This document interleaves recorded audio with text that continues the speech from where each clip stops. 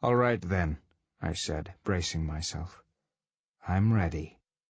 "Then let us begin." Raising its staff, it tapped it once against the stone floor. There was a flash, and everything disappeared. Chapter 17. The Second Trial. "Nice shot, little brother. Maybe next time we can find something that puts up more of a fight. I was about to fall asleep in the saddle." I ignored Rowan and approached the stag where it lay, still thrashing in the grass. A white arrow jutted behind its front legs straight through its heart, and the beast's mouth and nostrils were spattered with bloody foam.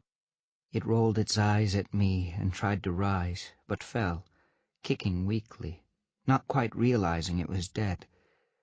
I drew my hunting knife, and one quick slash to the throat ceased its struggles forever. I sheathed the blade, gazing down at the twitching creature, somehow smaller in death than in life. "Too easy," I muttered, curling a lip in disdain. "These mortal beasts are no challenge at all. It's no fun hunting something that dies so easily." Rowan snickered as I yanked my arrow free and walked back to my horse, leaving the pathetic creature to bleed out in the dirt. "You're just not hunting the right quarry," he said as I swung into the saddle. "You keep chasing these animals, hoping they can survive more than an afternoon. If you want a challenge, maybe you need to change tactics." "Like what? Talk them to death? I'll leave that up to you." "Oh, har, har." Rowan rolled his eyes. "My little brother is around a few decades and thinks he knows everything. Listen to someone who's lived a few centuries. If you want a real challenge, you need to stop chasing these animals and pursue a quarry that can actually think."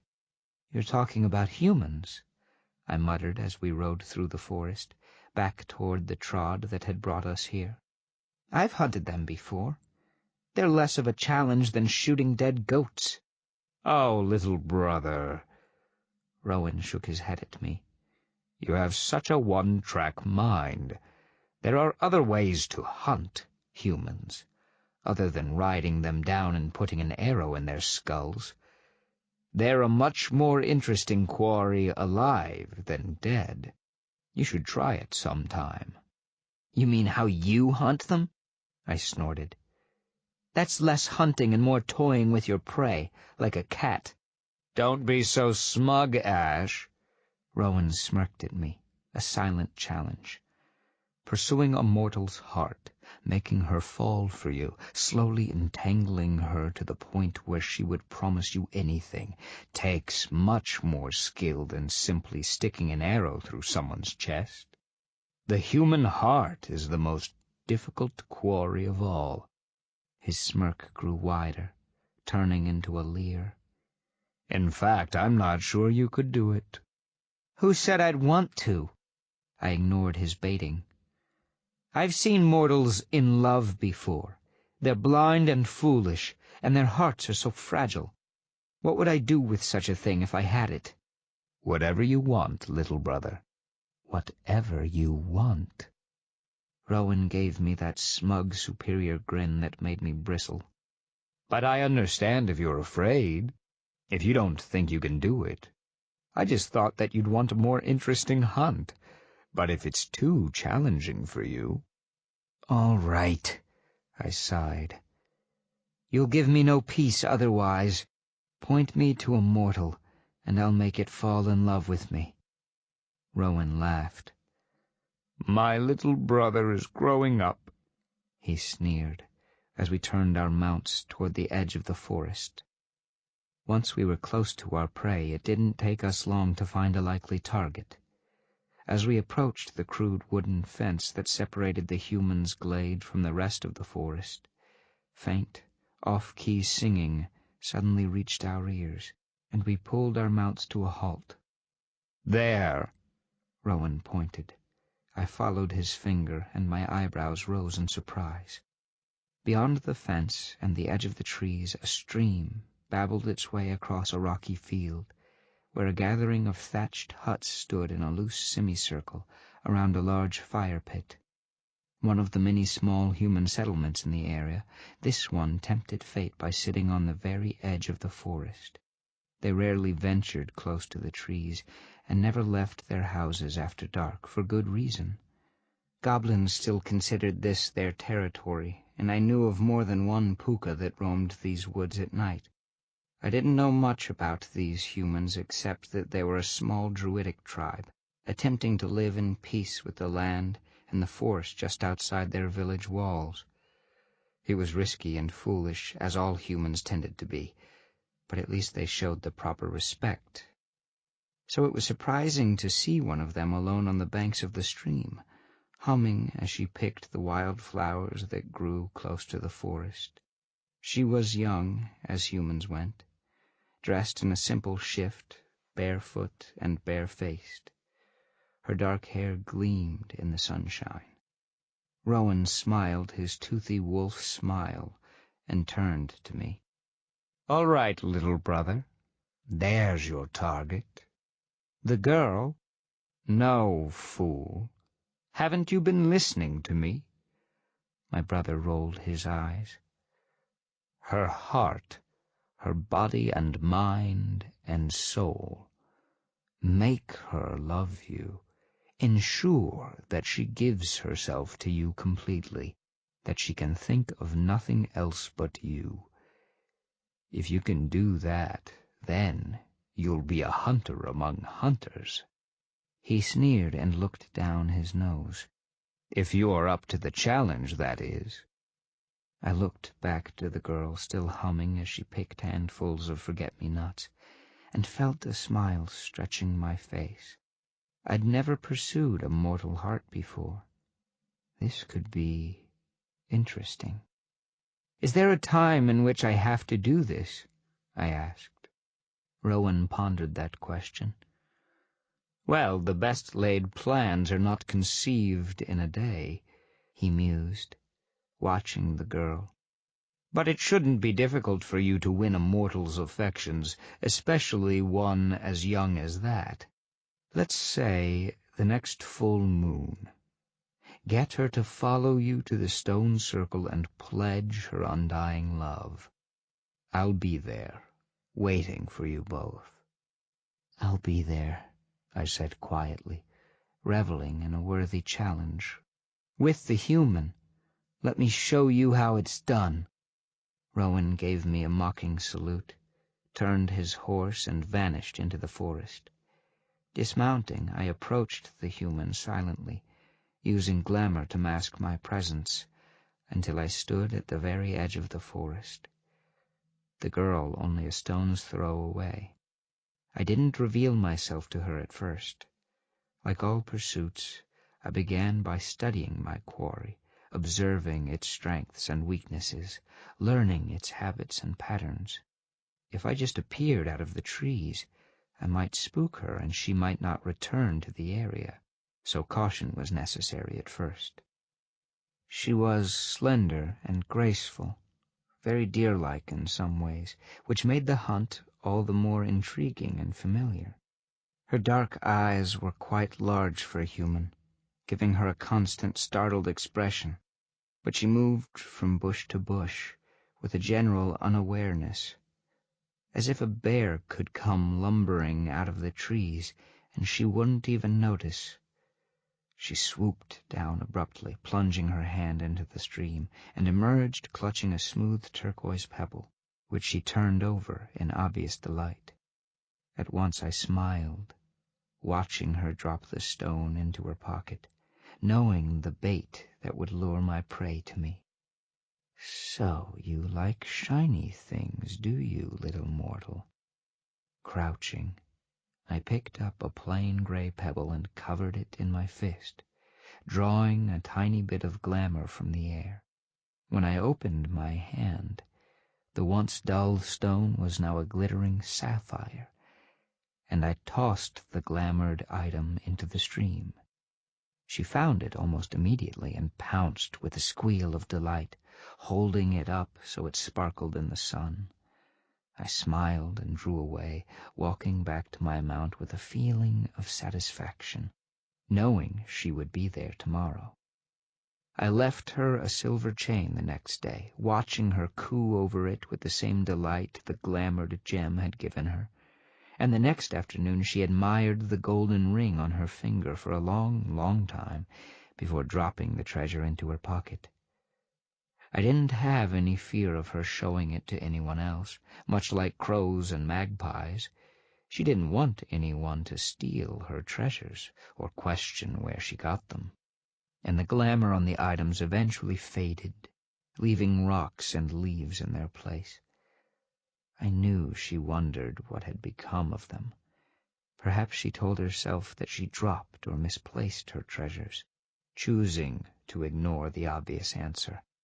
Perhaps she suspected the truth and knew she should be wary, but I also knew her greed would keep her coming back. The following day I didn't leave her anything, but watched her flounder about in the stream for hours, searching and growing despondent, until evening fell, and she left on the verge of tears, and I smiled to myself, already planning the next stage. It was time to move in for the kill. The next afternoon I put a single white rose on a flat rock near the stream, faded into the woods, and waited. She wasn't long in coming, and when she saw the rose she gasped and picked it up almost reverently, holding it as if it was made of purest crystal. As she straightened and gazed around, eyes shining with hope, I dropped the glamour and stepped out of the trees. She jumped like a startled deer, but, as I had predicted, made no move to run. I let her stare at me, waiting for the shock to fade.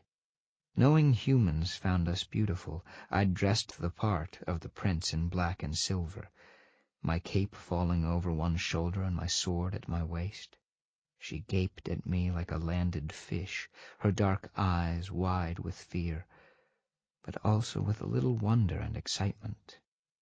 Very carefully I let my glamour settle over her, taking away her fear, leaving only the awe behind. Human emotions were fickle things, easy to influence. I could have enchanted her, made her fall completely in love at first sight, but that would be cheating, according to Rowan. That was fabricated love, where the mortal was no more than a fawning, glassy-eyed slave. To completely own her, body and soul, took careful manipulation and time. Still, there was no reason I couldn't level the field a bit. "Forgive me," I said in a cool, soothing voice, as the girl continued to stare. "I didn't mean to startle you. I've been watching you for some time, and I couldn't stay away any longer. I hope you didn't find my gifts ill-mannered." The girl opened her mouth, but no sounds escaped. I waited 2 heartbeats, then turned away, bowing my head. "What am I saying?" I continued before she could respond. "Here I am, acting like an uncivilized barbarian, stalking you from the woods. Of course you don't want to see me like this. I should go." "No, wait!" the girl cried, just as I had planned. I turned back with a "dare I hope" expression, and she smiled at me across the water. "I don't mind," she said, suddenly bashful and coy, twisting her hands behind her back. "You can stay if you want." I hid my smile. Easier than I thought. The girl's name, she told me, was Brenna, and she was the daughter of the druid priestess who led the village. Her grandmother was a very powerful shaman and very strict, forbidding anyone to go into the forest or even near its borders, for fear of the good neighbors that lurked within the trees. But the flowers that grew along the edge of the forest were the most beautiful, and Brenna loved beautiful things, so she waited until her grandmother was napping before she slipped out of the village and down to the stream. "And why does your grandmother hate the good neighbors so?" I asked, smiling at the mortals' odd name for us, which they used because supposedly voicing our real names might draw our attention. I smiled at the girl, feigning curiosity while tinting the air with glamour, subduing any fears she might have. She doesn't hate them. Brenna went on, nervously, pushing her hair back. She fears them. She's afraid of what they might do. Kill our livestock, steal our children, make the women infertile. "And are you afraid of them?" I asked in a low voice, closing the final few feet between us. Very gently I reached for her rough, work-calloused hands, holding them to my chest. "Are you afraid of me?" She gazed up at my face, dark eyes shining with foolish trust, and shook her head. "I'm glad." I smiled and kissed the back of her hand. "May I see you again tomorrow?" I knew the answer even before she nodded. It was easy after that, though I took my time with her, wanting to play the game right. Every afternoon, right before twilight, I met her at the stream, sometimes with trinkets, sometimes with flowers, always with some sort of gift that would keep her returning to me. I showered her with compliments and tender kisses, playing the smitten fool, smiling as she melted under my touch. I never pushed too far, being sure to end each meeting before it got out of hand. When I eventually took her, at the stone circle on the night of the full moon, I wanted there to be no doubts in her mind. As the game progressed, I even found myself enjoying these little encounters. Humans, I discovered, loved so passionately, without reservation, and the stronger the emotion, the brighter their glamour became. The glamour aura of a mortal in love outshone anything I'd ever seen before.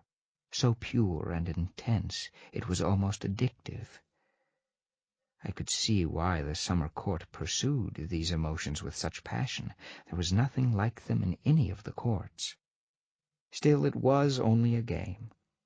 I might have mimicked the words and gestures of a man in love, but emotion, as the winter court taught me, was a weakness. And when the full moon rose over the trees on the last night of the game, I knew she was mine. She approached eagerly through the grass under the pale light of the full moon, so eager in her haste to reach the stream. She tripped a few times and went sprawling.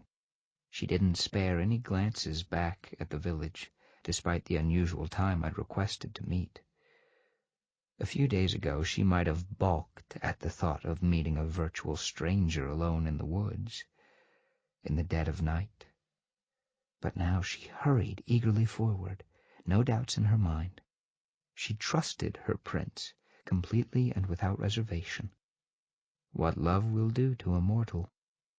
I hung back a few minutes, observing her as she reached the stream, gazing around for my shadow. She wouldn't see me, of course, even though I was standing but a few yards across the stream, glamored and invisible, just another shadow in the trees. I watched her, though her eagerness soon turned to concern at my absence, and she began walking up and down the stream looking for me. Her confidence never wavered, never turned to doubt. She was certain her prince would be there, or that something had detained him from coming. Foolish mortal. Finally, as she hovered on the verge of tears, I shed my glamour and stepped out of the trees. She gasped and brightened instantly, love filling her eyes and making them shine. But I didn't cross the stream and go to her. Feigning sorrow, I stood on the opposite bank, with the woods at my back, and gave her a gentle smile. "Forgive me for being so late," I said, putting the right amount of remorse in my voice. "But I wanted to see you one last time. I'm afraid this will be our last meeting. I've come to realize we are from two different worlds, and I cannot give you the kind of life you'd want. You are beautiful and kind, and I would only take that away. So it is best that I leave. After tonight, you will not see me again." The result was devastating, as I knew it would be. Her eyes filled with tears, and her hands flew to her face, covering her mouth in horror. "No!" she gasped, a thread of panic in her voice. "Oh, no, please, you can't! What will I do if you're gone?" And she collapsed into shaking sobs. I hid a smile and crossed the stream, gathering her into my arms. "Don't cry," I whispered, stroking her hair. "Truly, it's better this way. Your people would never accept me. They would drive me away with iron and torches and do their best to kill me. They would do it to protect you. I am only being selfish meeting you like this." Brenna sniffled and gazed up at me, ugly black despair swirling with fierce determination. "I don't care what anyone says. Take me away with you. I'll do anything you want. Just please don't leave. I'll die if you go." We embraced, the girl resting against my chest, her glamour aura shimmering around us. Finally, I drew back, gazing into her eyes. "Do you love me, Brenna?" She nodded without hesitation. "With my whole heart." "Would you do anything for me?" "Yes." She clutched at my shirt. "I would, my love. Ask me anything." I drew back beyond the fence until the shadows of the trees fell over my face. "Come, then," I murmured, holding out a hand to her. "Come with me." And I waited to see if years of upbringing, of fears and cautionary tales and countless warnings about following a beautiful prince into the forest would be forgotten in a heartbeat. She didn't hesitate. Without even a backward glance at her village, she stepped forward and put her hand in mine, smiling up at me with childlike trust. I smiled back and led her into the forest. "Where are we going?" she asked a bit later, still holding my hand as we hurried through the trees. Shadows clawed at us, and branches reached out, trying to snag our clothes with twiggy talons. They knew a human in the forest didn't belong, but Brenna remained blissfully unaware, only happy to be with her prince, even as he dragged her through a dark wood where the very trees took offense at her presence. "You'll see," I replied, deftly pulling her sideways to avoid a thorn bush that lurched into her path. And because I knew she would continue to pester me until I gave in, I added, "It's a surprise." A will-o'-the-wisp trailed behind us, bobbing through the trees, attempting to catch her attention. I glared at it, and it spun away, faint laughter echoing through the branches. A goblin raised a warty head and glared at us through the bushes, running a black tongue over jagged teeth, but didn't dare approach. Brenna seemed blind to any of this, humming softly as she followed me through the woods. The forest opened into a tiny round clearing where stone pillars stood in a circle around a marble altar. It was used for many things: dancing, bloodletting, sacrifices. And tonight it would be used for something else. Brenna cast one curious glance at the circle of stone before turning her attention back to me, smiling. She suspected nothing. Rowan stood nearby, leaning against one of the pillars with his arms crossed, smirking at me. He was glamoured, invisible to mortal eyes, and the sight of him filled me with resolve. I'd come this far. It was time to finish the game. Gently, I drew Brenna toward the altar, and she followed without hesitation, still trusting her prince to keep her safe. Lifting her up, I sat her on the altar, taking her hands in mine, gazing into her eyes. "Do you love me?" I asked again, my voice very, very soft. She nodded, breathlessly. "Then prove it," I murmured. "I want your body and your soul and everything you have. I want it all. Tonight." She hesitated for a moment, puzzled, but then understanding dawned in her eyes. Without a word she leaned back and slipped out of her dress, baring young naked skin to the moonlight. Reaching back, she pulled out the tie that held her hair back, letting it fall about her shoulders in a dark cascade. I let my eyes roam down her slim, pale body, so fragile and untainted, and stepped up beside her. Lying back on the cold stone, she welcomed me with open arms, and I took everything she offered, everything she could give, as Rowan stood nearby and watched with a vicious smile. When it was over, she lay, dreaming and spent, in my arms. Without waking her, I stood, slipped noiselessly off the altar, and into my clothes, pondering what had just happened. "Well, congratulations, little brother." Rowan appeared beside me, still hidden from human senses, grinning like a wolf with a lamb. "You brought down your quarry." "The game is almost finished."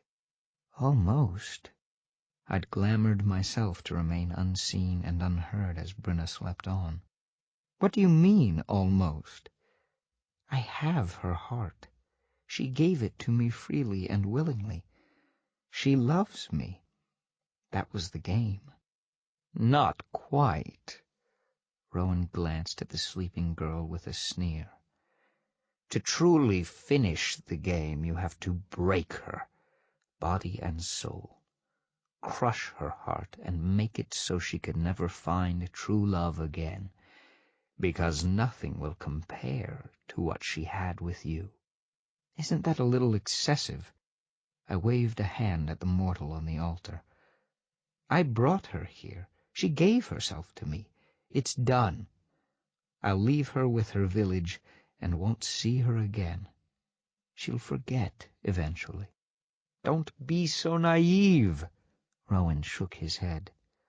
"You know they can't forget us. Not when we've gone through all the trouble of earning their love. If you leave without breaking her heart, she'll be at that stream looking for you until the day she dies. She might even venture into the forest in her despair and get eaten by trolls or wolves or something horrible. So it's actually a kindness that you set her free." He crossed his arms and leaned back, giving me a mocking look. "Really, little brother, did you think this would have a happily ever after? Between a mortal and a fey? How did you think this was going to end?" His grin turned faintly savage. "Finish what you started, Ash. Unless you'd like me to kill her now, so you won't have to." I glared at him. "Very well," I snapped. "But you'll stay hidden until it's done. This is my game still, even now." He grinned. "Of course, little brother," he said, and backed away, gesturing to the altar. "She's all yours." I turned back to Brenna, watching her sleep. I didn't care what Rowan said. Breaking her was not part of the game. I could easily take her back to the village and leave her there, and she would never know what had become of her prince. Breaking a mortal's heart was Rowan's game, something he reveled in. After using humans so completely they were empty husks, I wasn't like Rowan. Everything he touched, he made sure to destroy. Still, perhaps it was better to ensure she never came after me. She was only a mortal, but I'd grown somewhat fond of her in our time together, like a favorite dog or horse. It wouldn't bother me if she got herself hurt or eaten wandering aimlessly through the forest, but it wouldn't please me either. I let her sleep until dawn, giving her one last night of peace, her dreams whole and intact. As the moon waned and the stars began to fade from the sky, I covered the altar with a thin sheet of frost, and the cold was enough to wake her. Blinking, she sat up, shivering and confused, taking in her surroundings. Seeing me standing beside one of the pillars, she brightened and the sleepiness dropped from her face. Finding her shift, she quickly slipped it on and trotted up, arms open to embrace me. I didn't smile as she came up, fixing her with a cold glare, filling the air with glamour so the air around me turned frigid. She stumbled to a halt a few feet away, a flicker of confusion crossing her face. My love? Looking down at her, I realized it would be easy. She was so fragile, her heart like a thin glass ball in my fist, filled with emotion and hopes and dreams.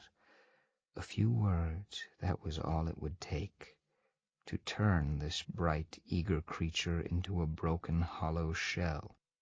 What Rowan said came back to me, taunting my ignorance. Did you think this would have a happily ever after between a mortal and a fey? How did you think this was going to end? I met her eyes, smiled coldly, and shattered the illusion. Go home, human. She faltered, her lip trembling. Oh, what? I'm bored with this. Crossing my arms, I leaned back and gave her a disdainful look. You've become boring. All that talk of love and destiny and marriage. But you said, I thought... That what? We'd get married? Run away together? Have a brood of half-human children? I sneered, shaking my head, and she wilted even further. I never intended to marry you, human. This was a game, and the game is over now. Go home. Forget all of this, because I'm going to do the same. I thought you loved me. I don't know what love is, I told her truthfully. Only that it's a weakness, and it should never be allowed to consume you. It will break you in the end. She was shaking her head. Whether in protest or disbelief, I couldn't tell. Nor did I care. None of this was real, human. Don't try to find me, because you will not see me again. We played. You lost. Now say goodbye. She sank to her knees in a daze, and I turned away, striding into the trees.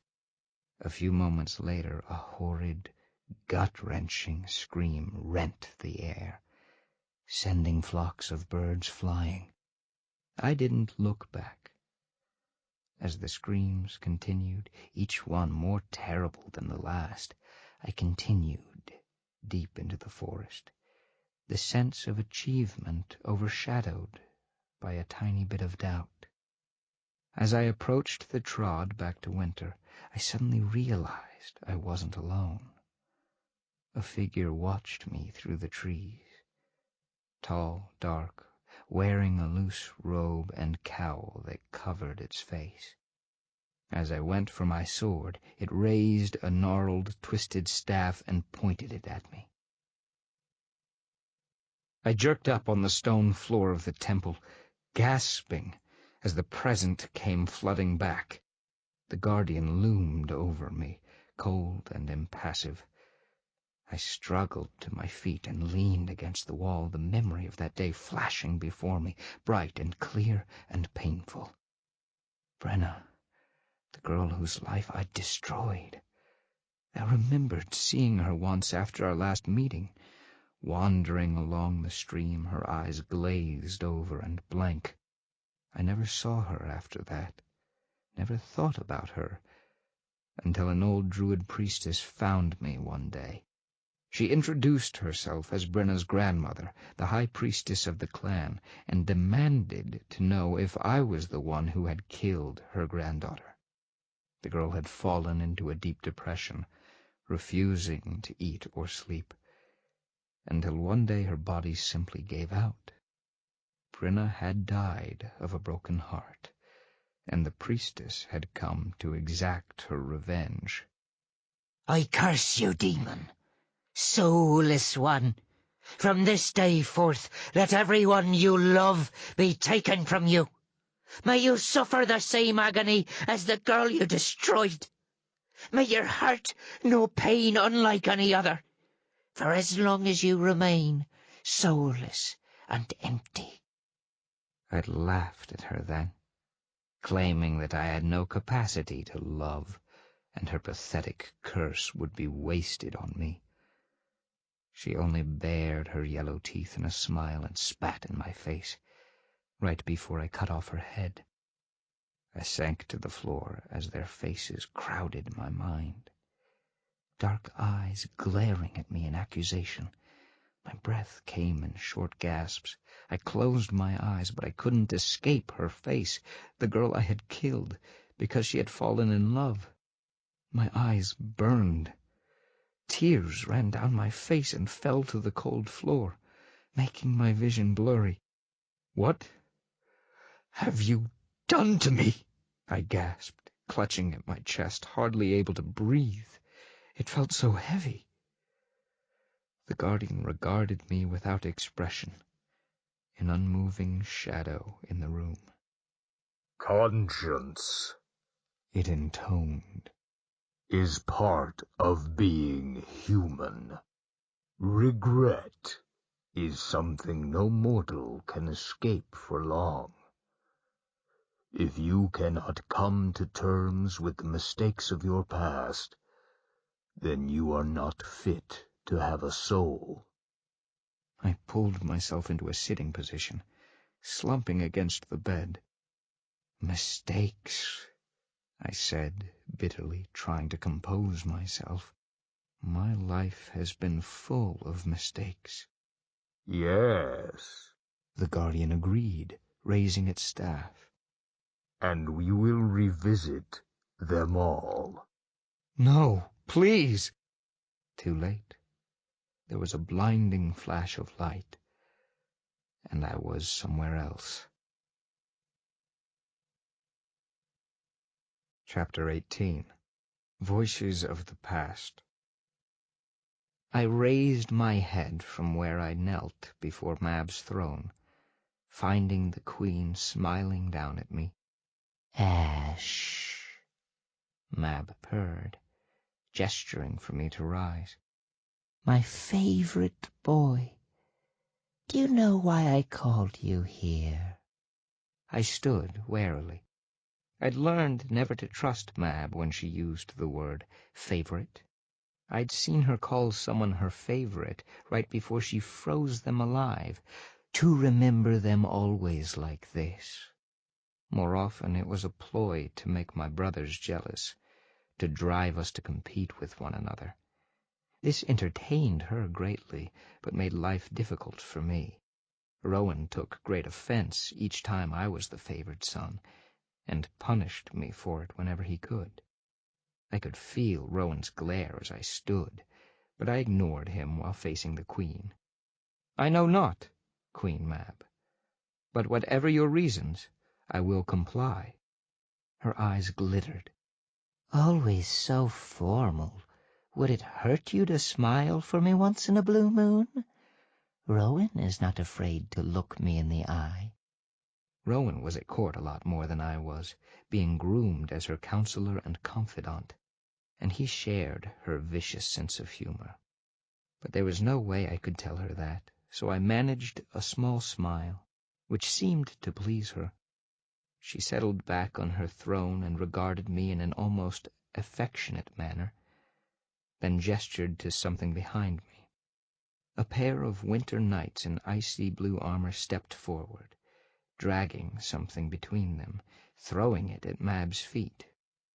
A wood nymph, brown-skinned and delicate, with a sharp-pointed face and brambles in her long green hair. One of her legs was broken, snapped like a dry twig, and hanging at an odd angle.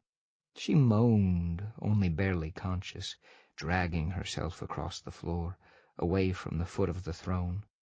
This creature, Mab said, gazing down at the broken, pathetic body, and several of its friends attacked and killed one of my knights while they were patrolling the border of the wildwood. The knights were able to subdue this one, but the rest fled into the wildwood and escaped. Such an attack cannot go unchallenged, but it refuses to disclose the whereabouts of its home glade. I was hoping that you, with the vast amount of time you spend hunting there, would know where to find them. I looked down at the nymph who had dragged herself across the floor and was reaching out for me. Mercy, it whispered, clutching at my boots. Mercy, my lord. We were only trying to save our sister. The knight was assaulting her. Please, my friends, my family. The queen will kill them all. For just a moment I hesitated. I did not doubt her words. The knights were cold and violent, taking what they wanted. But to attack the servants of the Winter Court was a crime punishable by death. Mab would kill the nymph's entire family if she found them, just for protecting their own. I could not lie, of course, but there were other ways to bend the truth. Prince Ash! Mab's voice had changed, no longer inquiring and friendly. It now held a dangerous undertone of warning. I believe I asked you a question, she continued, as the nymph grabbed at my coat hem, pleading for mercy. Do you know the location of these creatures or not? What are you doing, Ash? Clenching my fist, I shoved the nymph away with my boot, ignoring her cry of pain. Mercy was for the weak, and I was the son of the unseelie queen. There was no mercy in my blood. Yes, your majesty, I said, as the nymph collapsed, sobbing, to the icy ground. I've seen this tribe before. They have a colony on the edge of the bramblewood. Mab smiled. Excellent, she rasped. Then you will lead a force there tonight and destroy it. Kill them all, cut down their trees, and burn their glade to the ground. I want nothing left standing, not a single blade of grass. Set an example for those who would defy the Winter Court. Is that clear?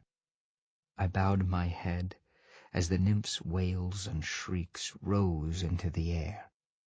As you say, my queen, I murmured, backing away. It will be done. The forest elf stared at me, clutching his staff, fear written plainly on his wrinkled face. The small elven tribe that lived here on the outskirts of the wild wood and Tir na Nog were simple hunter-gatherers. They didn't get many visitors, especially not from the unseelie court, especially not a prince of the Winter Court himself. Prince Ash! He bowed stiffly, and I nodded once. "This is a surprise. To what do we owe this honor, your highness?" "I'm here on behalf of Queen Mab and a warrior named Hawthorne," I replied formally, and his bushy eyebrows rose. "Is this name familiar to you?" "Hawthorne?" The elder's brow furrowed. "Yes. Hawthorne was on a warrior quest to become the strongest wood elf in the Wildwood.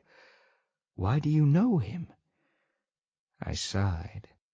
"Hawthorne found his way to the Unseelie Court." I went on, as the elder's brow wrinkled further. "He came before Queen Mab, begging her to allow him to be part of her guard, that he would be honored to serve as one in her court. When Mab refused, he demanded a duel to prove himself the strongest warrior. He swore on the lives of his kin and tribe that he would be victorious, and that if he won, he would be allowed to serve her. Mab was amused and allowed him to fight one of her warriors." "I don't understand." "Hawthorne was defeated," I continued softly, as the elder's face went from deep brown to the color of toadstools. He stumbled back, falling to his knees, mouth working soundlessly.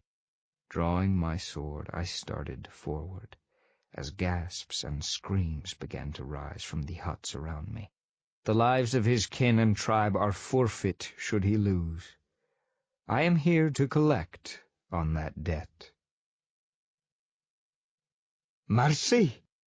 The human stared up at me from where he knelt in the snow, an arrow piercing his calf, dripping bright mortal blood onto the ground. Trembling, he clasped his hands together and raised them beseechingly at me, eyes filling with tears. Pathetic human. "Please, Lord of the Forest, have mercy. I didn't mean to trespass." I smiled at him coldly. "The forest is forbidden. Your people know this. Venture within our territories, and we have leave to hunt you down. Tell me, human, why should I be merciful?" "Please, great lord, my wife is very sick. She is having birthing difficulties. I needed to take a shortcut through the forest to reach the doctor in the town." "Birthing difficulties?" I narrowed my eyes, appraising him. "Your wife will be dead before you get home. You will never reach her in time. Not with that wounded leg. You've killed them both by trespassing here." The human began to sob. His glamour aura flickered blue and black with despair. "Please," he cried, pounding the snow. "Please spare them.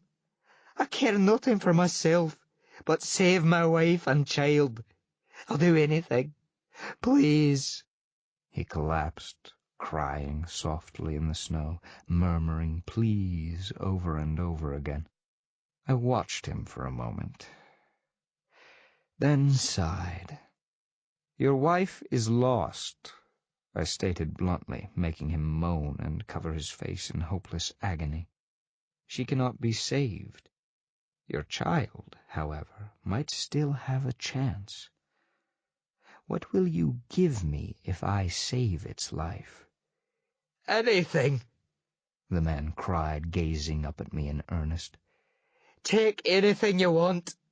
Just save my child." "Say the words," I told him. "Speak them out loud, and let the trees witness your request." It must have dawned on him then what was happening, for his face went even paler and he swallowed hard.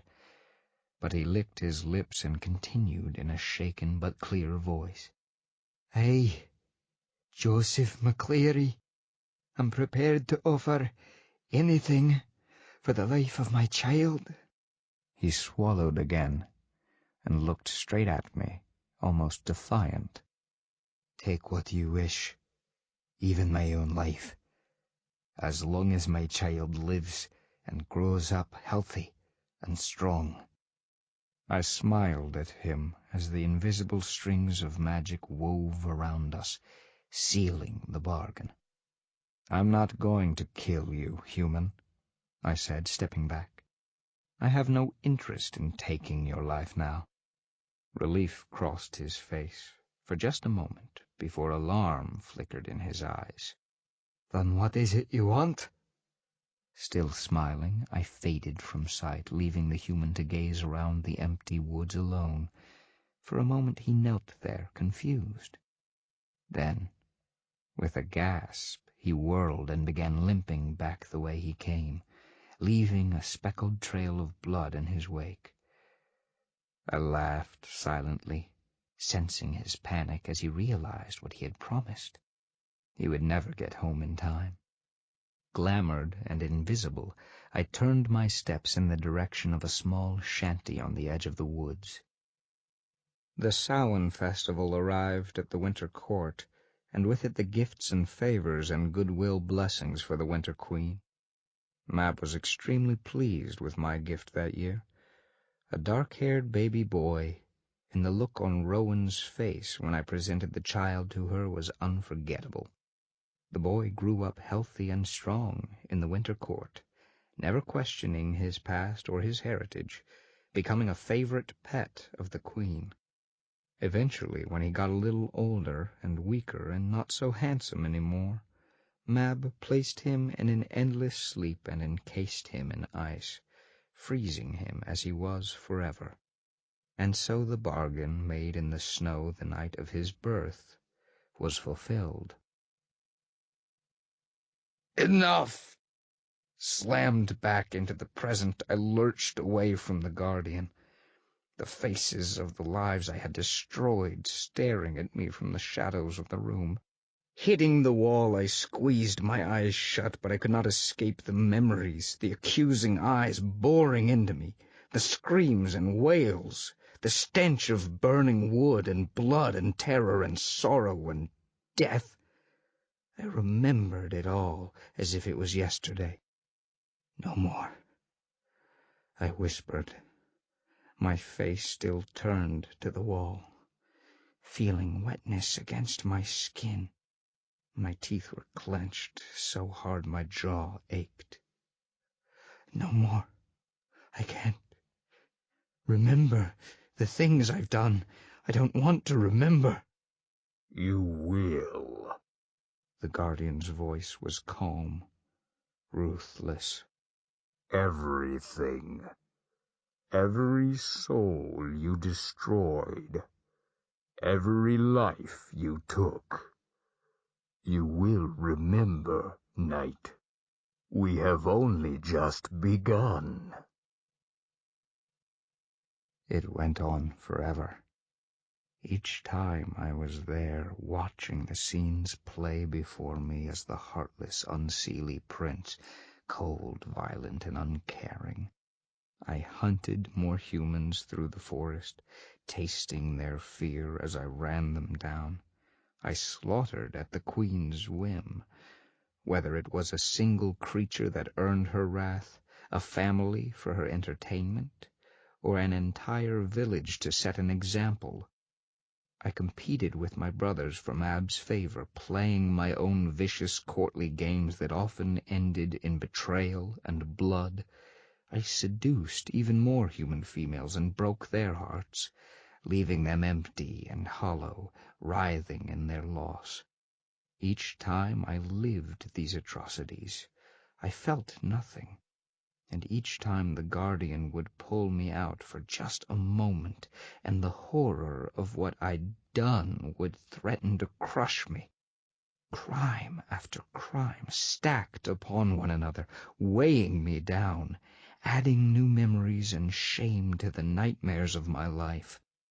Each time I wanted to curl up and die with my guilt, but the Guardian gave me only a moment's reflection before hurling me into the next massacre.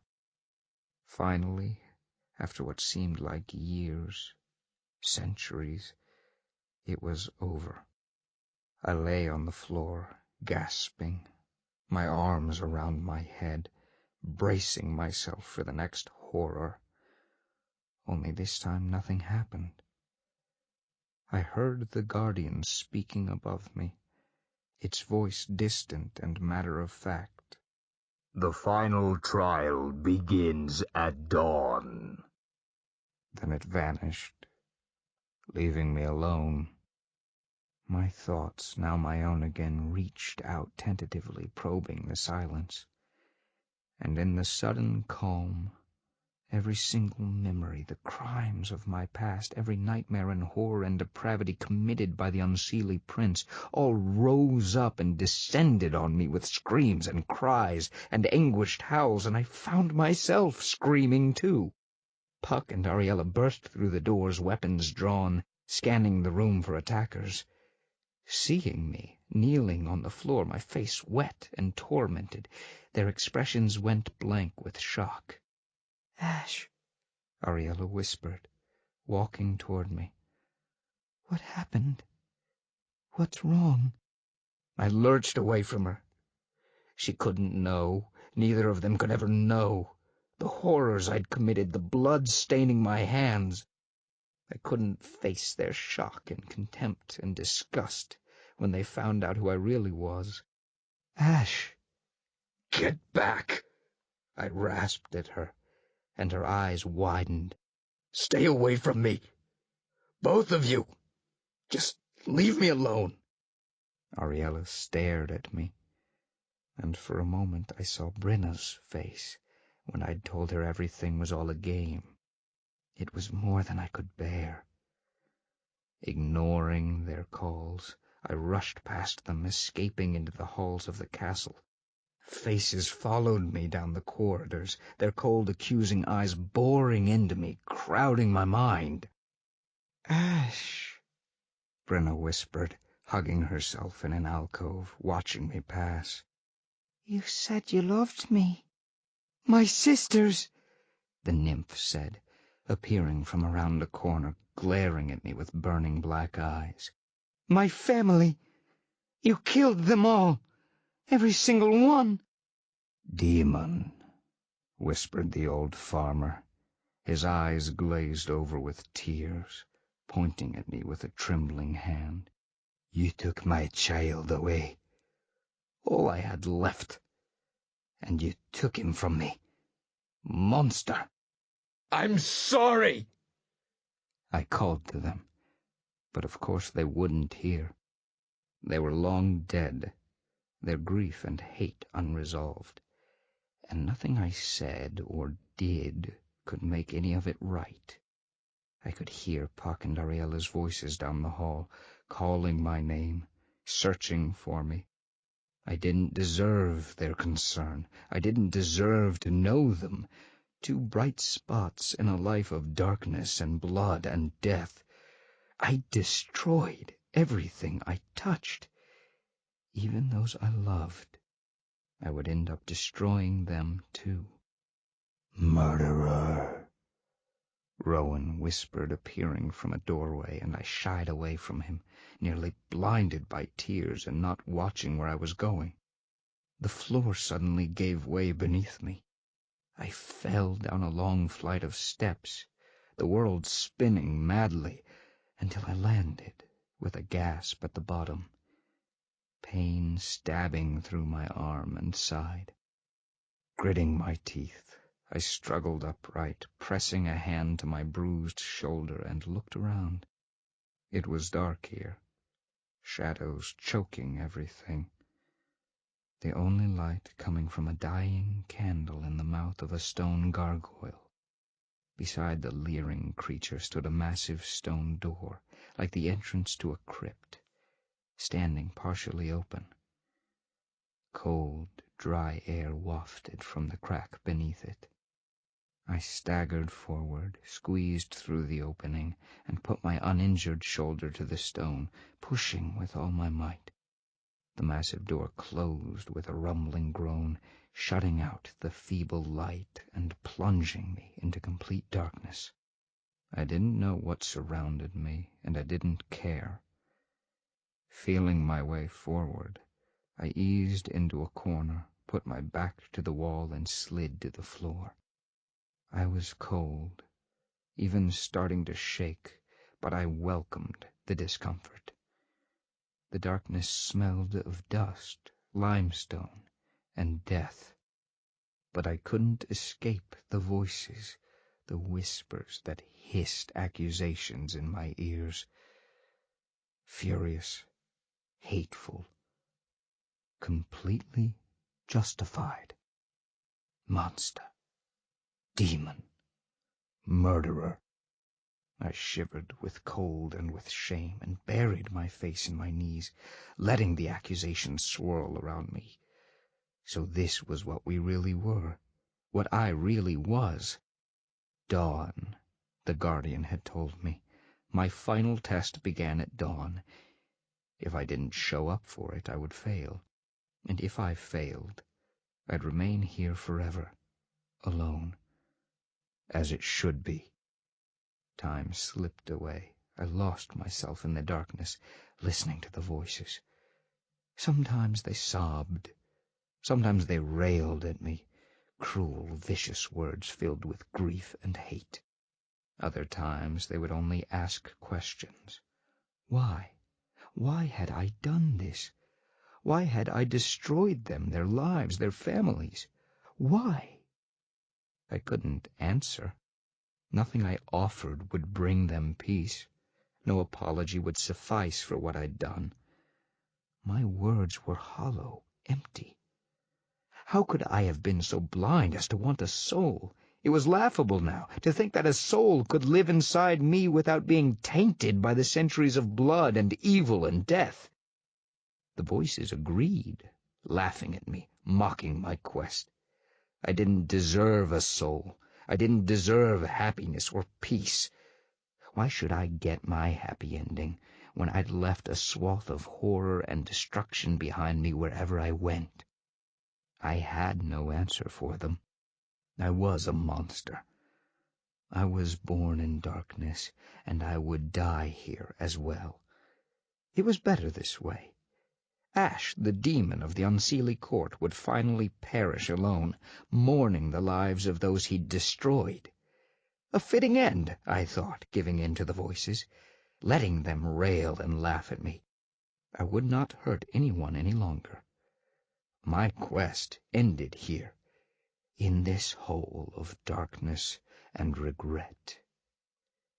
And if I didn't die here, if I lived on forever listening to the voices of those I'd wronged until the end of time, perhaps I would start to atone for what I had done. Here you are. I raised my head as the voice slipped out of the darkness, different from the others surrounding me that were whispering their vengeance and hate. It was nearly pitch black in the crypt, and I could barely move more than a few feet from where I sat. But I recognized the voice as the gleam of golden eyes appearing out of the darkness floated closer to me. Grimalkin? My voice sounded raspy in my ears, as if I hadn't used it for months, though I didn't know how much time had passed down here. Perhaps it had been several months. What are you doing here? I think, Grimalkin said, blinking solemnly as he came into view, that is what I should be asking you. Why are you hiding out with the dead when you should be preparing for the final test? I hunched my shoulders, closing my eyes as the voices started again, angry and painful. Leave me, Ketshi. You cannot stay down here. The cat went on as if I hadn't spoken. What good is it to sit here and do nothing? You help no one if you remain here and bemoan the past. Anger flickered, and I raised my head to glare at him. What would you know about it? I whispered. You have no conscience. You think of everything in terms of bargains and favors, caring nothing for those you have manipulated. I simply can't forget what I've done. No one is asking you to forget. Grimalkin sat down and curled his tail around himself, gazing at me. That is the whole point of a conscience, after all, that you do not forget those you have wronged. But answer me this. How do you expect to atone for the crimes of your past if you do nothing? Do you think your victims care now whether you live or die? I had no answer for him. Grimalkin sniffed and stood up, waving his tail. His yellow eyes regarded me knowingly. They do not, and there is no point in obsessing about what cannot be. They are dead, and you live, and if you fail this test, nothing changes. The only way to ensure that you do not become that which you despise is to finish the quest you have started. The voices hissed at me, sounding desperate, reminding me of my crimes, the blood on my hands, the lives I'd destroyed. And they were right. I could do nothing for them now. But I had been someone else then, uncaring and soulless, a demon like they said. But maybe I could start again. Grimalkin flicked an ear and began to trot away into the shadows.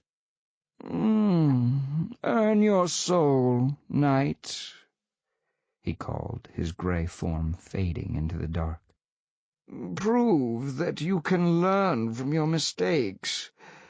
Only then can you become human. His words remained with me long after he was gone. I sat in that cold corner and thought about my past, the people I'd hurt, manipulated, destroyed. Grim was right. If I died here, who would remember them? If I failed and returned home without a soul, I would continue to feel nothing for my past, no remorse, no guilt, no conscience. Brenna's voice, broken and filled with hate, whispered into my head. I loved you. I loved you so much, and you killed me. I will never forgive you. I know, I told her memory, and finally pulled myself to my feet. My limbs screamed in protest, but I braced myself against the wall and stayed upright. And you shouldn't. I don't want forgiveness. I don't deserve to be forgiven for my past. But I will make it right. Somehow I will atone for those mistakes. I swear it. I was tired, my body stiff and sore and exhausted. It took all my strength to push open the stone doors and climb the long flight of steps out of the crypt. But with every step, every jolt of pain through my bones, I felt lighter, freer somehow, the voices silenced and left back in the tomb. I could not forget them or the crimes of my past, but I no longer wanted to die. It was waiting for me at the top of the stairs, staff in hand, watching me behind its cowl. I felt its ancient gaze sweep through my bruised, battered body. It nodded, as if it had discovered within me something that pleased it. The final trial is upon us, knight, it said as I climbed the last step and stood before the Guardian. You have survived human weakness and a conscience. One last thing remains for you to earn a soul. Where are Puck and Ariella? I asked, feeling guilty that I'd been gone for so long. They'd be worried about me by now. I hoped they didn't think I was dead. They search for you, the Guardian said simply. But this is not their test. The trial begins now, knight. Are you ready or not? I took a breath. Puck and Ariella would have to wait. I hoped they would understand, because the Guardian wasn't giving me time to think about it. Yes, I replied, feeling my stomach knot. The last trial, the only thing between me and a soul. And Megan. I'm ready. Let's get this over with. The guardian nodded and raised its staff once more. Chapter 19. Human. Rain pounded my back, and I opened my eyes. I lay on my stomach on the hard ground, my cheek pressed against what felt like cobblestones, water soaking my hair and clothes. From my drenched state and the feel of the small round stones pressing into my face, I must have been lying there for some time. Wincing, I pushed myself to my elbows, peering through the rain to determine where I was. A green and silver garden stretched out before me, lush with vegetation and blurry through the rain. Cobblestone paths twisted around small bushes and shrubs, and larger trees hugged the edges of the high stone wall surrounding it. A few feet away, a marble fountain spilled water into a shallow basin, the sound of trickling water drowned out by the larger deluge. Around me the trees shimmered in the rain, thousands of leaves flashing like knives as the wind tossed their branches. At my feet, wires slithered over the ground in strange patterns and curled around tree trunks glowing like neon signs. Lamp-posts, glimmering yellow in the twilight, grew right out of the ground and lined the narrow paths. I turned and saw an enormous castle of stone, glass, and steel looming above me, spires and towers stabbing at the clouds. I blinked, trying to take it all in. I was back in the Iron Kingdom. The twisted metallic trees, the wires slithering over the ground, the castle of stone and steel. They couldn't belong anywhere else. And the rain. My heart skipped a beat, and I turned my face to the sky. The water was clear and pure. Not the acidic, flesh-eating rain that had swept through the Iron Realm before Megan became queen. But if that was the case, if I was in the Iron Kingdom... I took a deep breath, breathing in the cool, damp air, drawing it into myself, and holding it there. Waiting. Nothing. No sickness, no pain. I stepped beneath a warped iron tree and placed my palm against the trunk, bracing myself out of habit. The metal was cold and wet beneath my fingers, not burning at all. I couldn't help the smile stretching my face as I whirled around, taking in the garden, the estate, everything.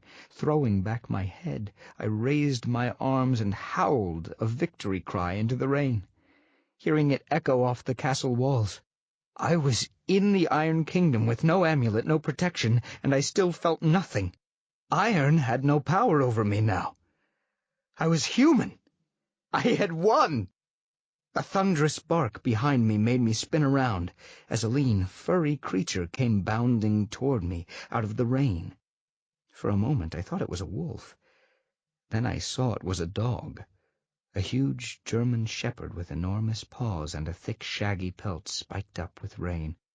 It skidded to a stop a few feet from me and growled, lowering its muzzle and baring sharp white fangs. I smiled and crouched down so that we were at eye level, despite the teeth flashing in my direction. "Hello, Bo," I greeted quietly. "Nice to see you, too." The dog blinked, swiveling its long ears at the sound of my voice, eyeing me suspiciously, as if it was just beginning to recognize the intruder in the garden. It gave a tentative tail wag. "Bo!" called a voice echoing out of the rain, making my heart jump to my throat and pound wildly. I stood as the voice drifted closer. "Where are you, boy? Chasing gremlins again?" Bo barked happily and turned, bounding in the direction of the voice, splashing noisily through the puddles. And then she appeared, under the gate arch, scanning the courtyard for the missing dog, and I stopped breathing. Ruling a kingdom hadn't changed her.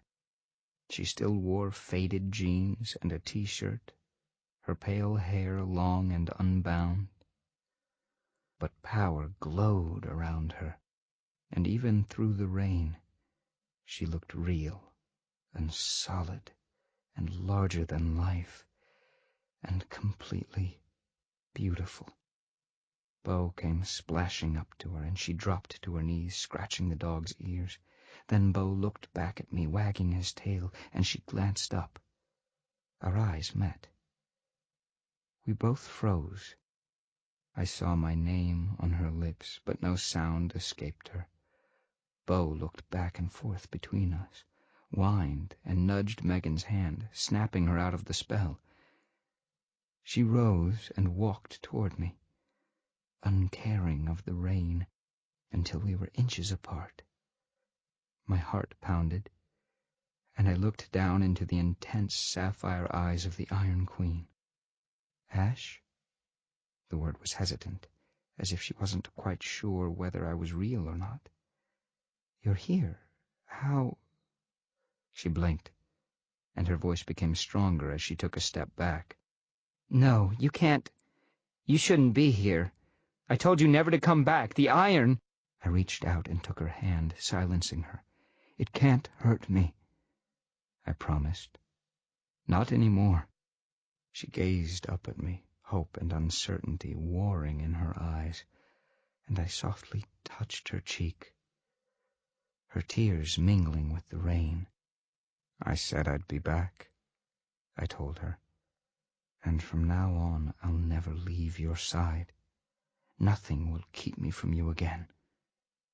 "How?" she whispered, but I bent down and kissed her, cutting off any protests. She gasped, and her arms slid around my waist, pulling us together. I hugged her close, wanting to feel her against my body, to prove that this was real. I was in the Iron Realm, and Megan was in my arms. Bo barked and danced around us, and the rain poured down, drenching us completely. But we felt no urge to move for a long, long time. When I awoke next, I was afraid to open my eyes, afraid even to move. Blackness pressed against my lids, and I kept them shut, fearful that when I opened my eyes, everything would have disappeared. I would be back at the testing grounds, the Guardian looming over me, its booming voice telling me I had failed. Or worse, that this was all a dream, and I had yet to complete the tests at all. Very cautiously, I peeked through my lids, bracing myself, half expecting to see the stone walls of the castle, to feel a sudden stab of pain as my mind caught up to reality. A white-walled room greeted me as I opened my eyes. Hazy curtains drawn across a large glass window on the opposite wall. Sunlight slanted in through the crack, spilling across the carpeted floor, touching a pile of damp clothes lying in a heap next to the bed. The bed I was lying in. I blinked, memories of the previous night beginning to surface like wisps of smoke, foggy and unreal. There was a sigh behind me, and something shifted against my back. Carefully, afraid that this entire scene might shatter into reality, I turned. Megan lay beside me under the covers, her eyes closed, her pale hair spilling over her face. I took a slow, ragged breath to calm my racing heart, taking a moment just to watch her. It was real, this was real. I gently brushed her hair from her cheek and watched her stir under my fingers, opening her eyes. Her smile brightened the whole room. "I was afraid it was a dream," she whispered. You have no idea how desperately I was hoping it wasn't.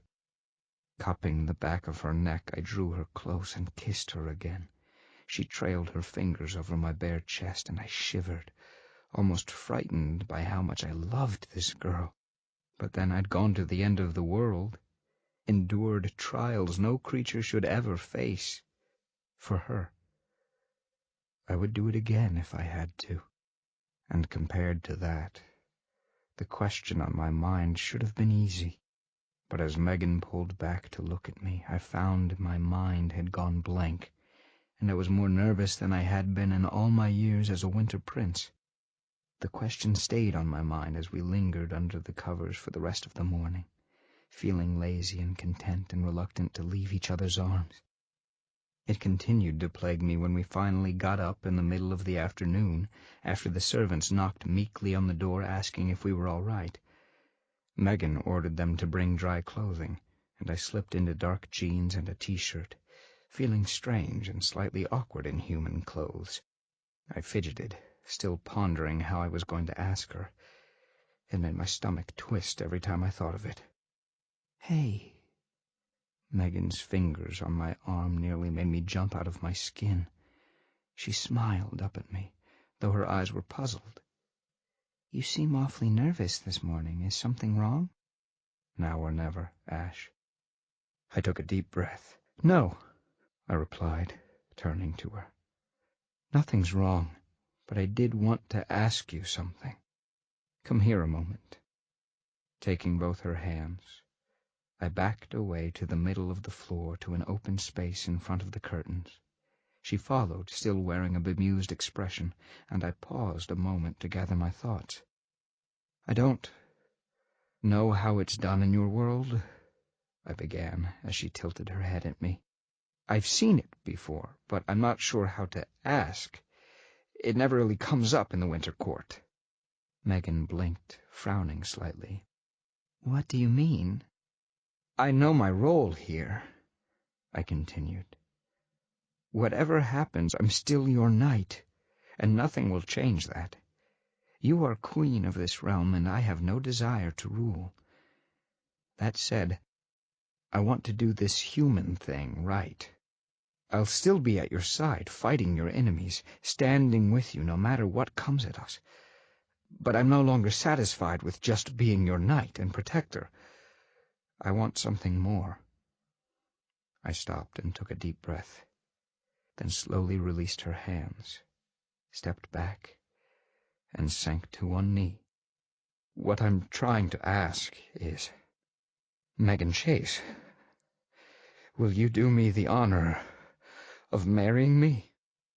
Megan's eyes got big and round, then a brilliant smile broke over her face. The rest of the day passed in a blur, faces flashing by, unimportant, excitement and disbelief thick on the air. All I remembered clearly was that one moment, that one simple word that would change my life forever. "Yes." The wedding of the Iron Queen turned out to be much more extravagant than either of us expected. Marriage within Fey society was almost unheard of. The most famous joining was Oberon and Titania's, and they were from the same court. Even I had no idea why the two summer monarchs chose to wed, but I suspected it involved power, much like everything else. But once it was announced that the Iron Queen was getting married to the former prince of the Winter Court, the news sent the entire Never Never into an uproar. The other courts were scrambling over one another to find out what was going on. Rumors began to surface, spreading like wildfire. Megan and I were making a bid for power. The Iron Realm was trying to gain more territory. I was a spy sent by Mab to join Iron with the Winter Court against Summer. None of the other rulers were pleased with the marriage. Oberon even tried to stop the wedding, stating that the laws of Summer and Winter forbade a marriage between courts. Of course, when Megan heard this, she calmly told the Summer Monarch that, as Queen of the Iron Realm, she could do what she pleased within her own land.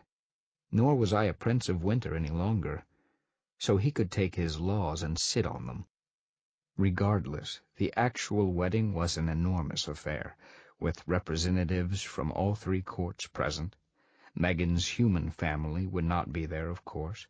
I doubt any of them would have survived with their sanity intact, but I agreed to a smaller private ceremony with her family in the human world. I didn't really see the point of two weddings, but Megan insisted her family would see her married as well. so I had no choice but to concede. The real wedding was held in the wildwood, as the other courts couldn't venture into the Iron Realm without poisoning themselves, and within a grove carpeted in wild flowers, where 3 courts of faerie gathered beneath the trunk of a truly massive tree. Megan and I were wed before summer, winter, iron, and the entire Never Never. Human weddings have nothing on Fey weddings, at least not the ones I've seen over the years. I wore the black and silver uniform of a winter prince, as I had when I first saw Megan at Elysium, so long ago. Though I was no longer part of the Unseelie court, I wanted everyone to remember that I was still Ash, that I still belonged here in the Never Never.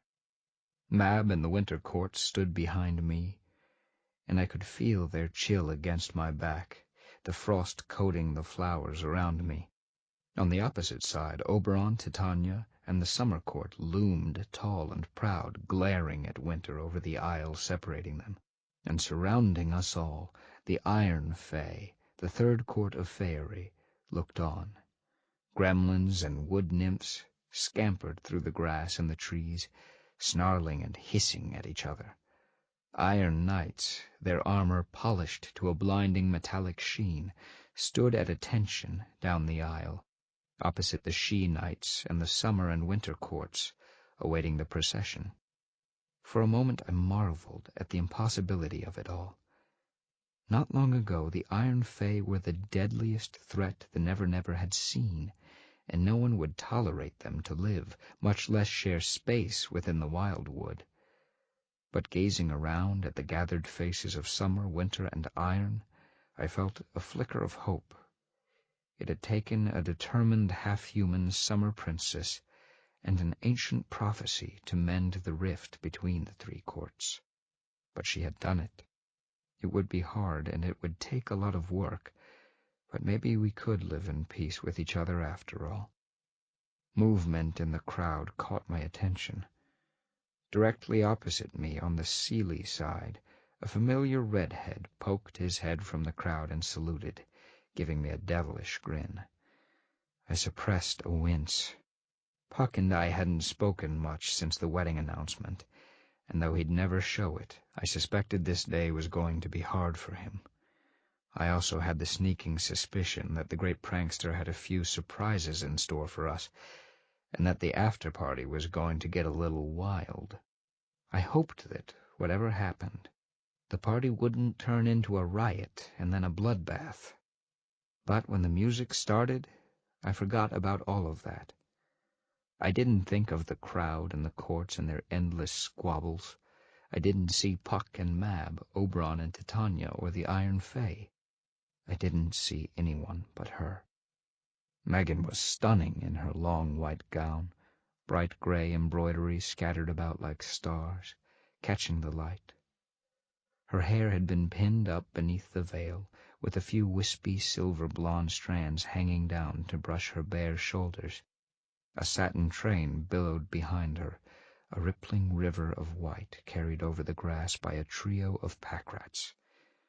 Her adoptive human father, Paul, stood beside her, his young old face beaming with pride and a little fear. As the trumpets blared and the knights raised their swords, the fairies around us howled, raising their voices in a joyful cacophony, the tumult echoing over the trees and making the air shiver.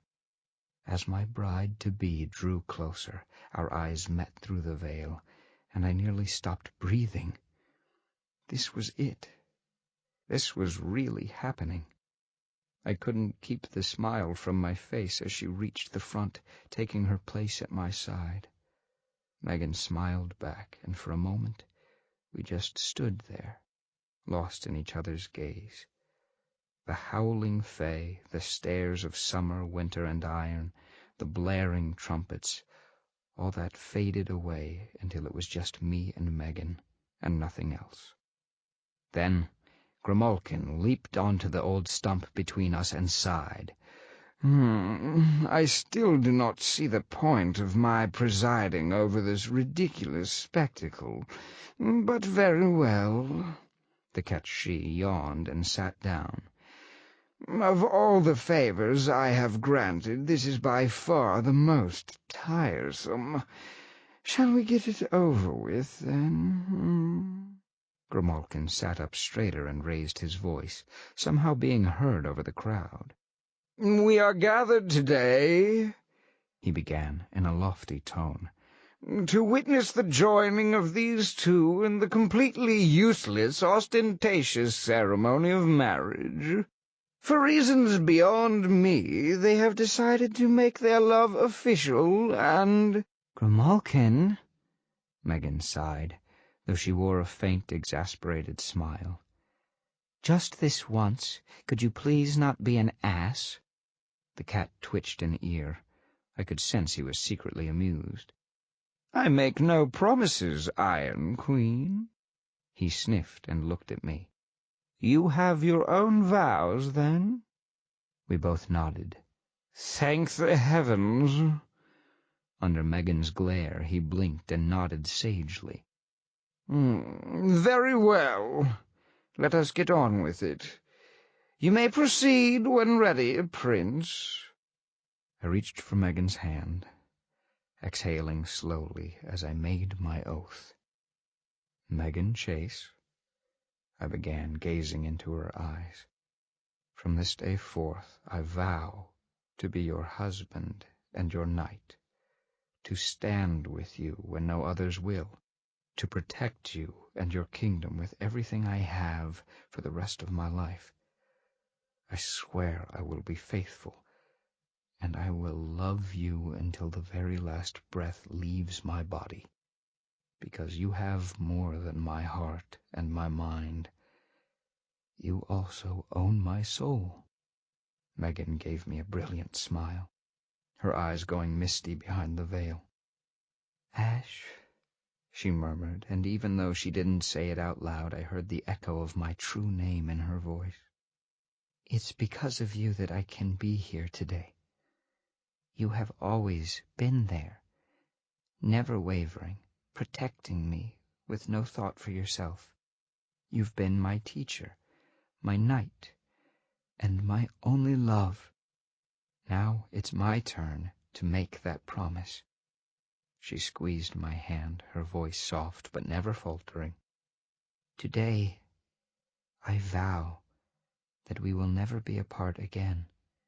I promise that I will be forever by your side, and I will be ready to face everything the world has to offer us.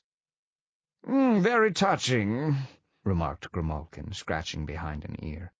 We both ignored him, and he sat up with a sniff. Well then, shall we end this exercise ad nauseam? If there are any here who object to this joining, let them speak now or forever hold their peace. And if you do object, please have a valid reason for the objection, so I do not have to stay here while you debate the problem. I could sense the rulers of both courts wanting to say something, arguments and objections ready to burst forth. But what could they offer? I wasn't part of the Winter Court, a mere mortal, and Megan was a queen. There was nothing they could say that was a valid argument. Grimalkin knew it as well, for after only a moment or two of strained silence, he stood up and raised his voice. Then let it be known, before these witnesses and the courts, that these two are joined forever as husband and wife, and let no force in the mortal world or fairy tear them apart. I now present to you the queen and consort of the Iron Court. He yawned and looked at us affectionately. I suppose now is the part where you kiss the— Well, never mind, then. I had already raised Megan's veil and drawn her close, and beneath the great tree, in the midst of a roaring, hooting fairy crowd, I kissed my new bride until everything around us faded away. Time passed, and I slowly adjusted to life in the Iron Court. I became used to the gremlins scurrying around the castle, trailing Megan like faithful dogs, yet still managing to wreak havoc where they passed. I no longer went for my sword when a squad of Iron Knights approached Megan. The curious, suspicious stares when I passed grew less and less frequent, until I became just another presence in the castle.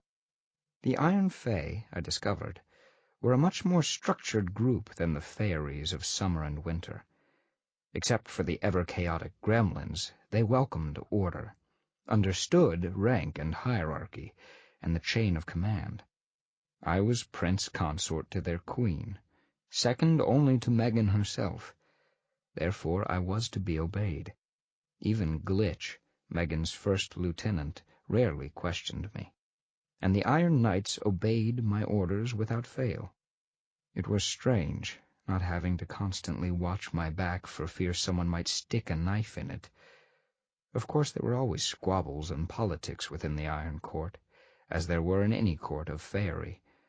But for the most part the Fae here were more straightforward and businesslike, not seeking to trap me in a deadly game of words just for the fun of it. Once I figured that out, I began to appreciate the Iron Realm a lot more, especially when, as a mortal, I could do things I never would have dreamed of doing as a Fae. Not long after the wedding, I awoke alone in the bed, with light coming from the room adjacent to us, Megan's office. Rising, I wandered into the room to find Megan sitting at her desk with the small, flat screen she carried around like a tablet. It was a truly foreign device to me. With a mere touch of the screen's face, she could pull up files and email, make pictures bigger or smaller, or whisk them away with a flick of her hand. I, of course, thought it was iron glamour that allowed such magic, though when I mentioned this to Diode, a hacker elf in charge of the castle's computer systems, he laughed so hysterically he couldn't answer me, and I left in annoyance. "Hey," I murmured, slipping my arms around her from behind. "What are you doing?"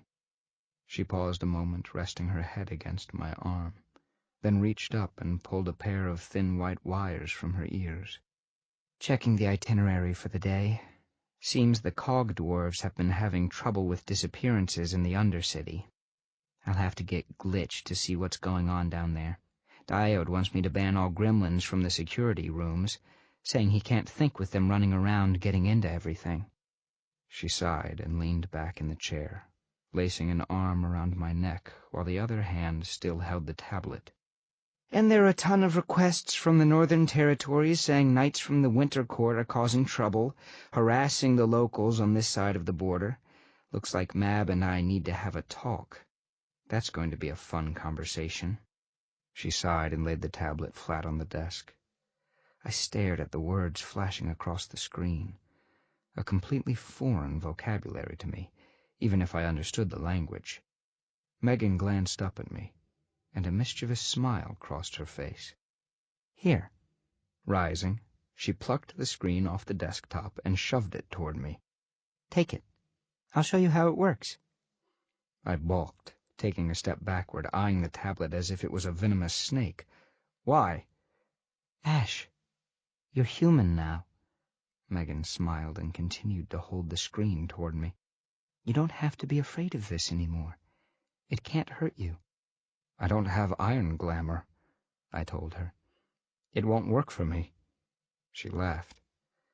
"You don't need glamour to work this. It's not magic, just technology. Anyone can use it. Now come on." She waggled it in my direction. "Just give it a try."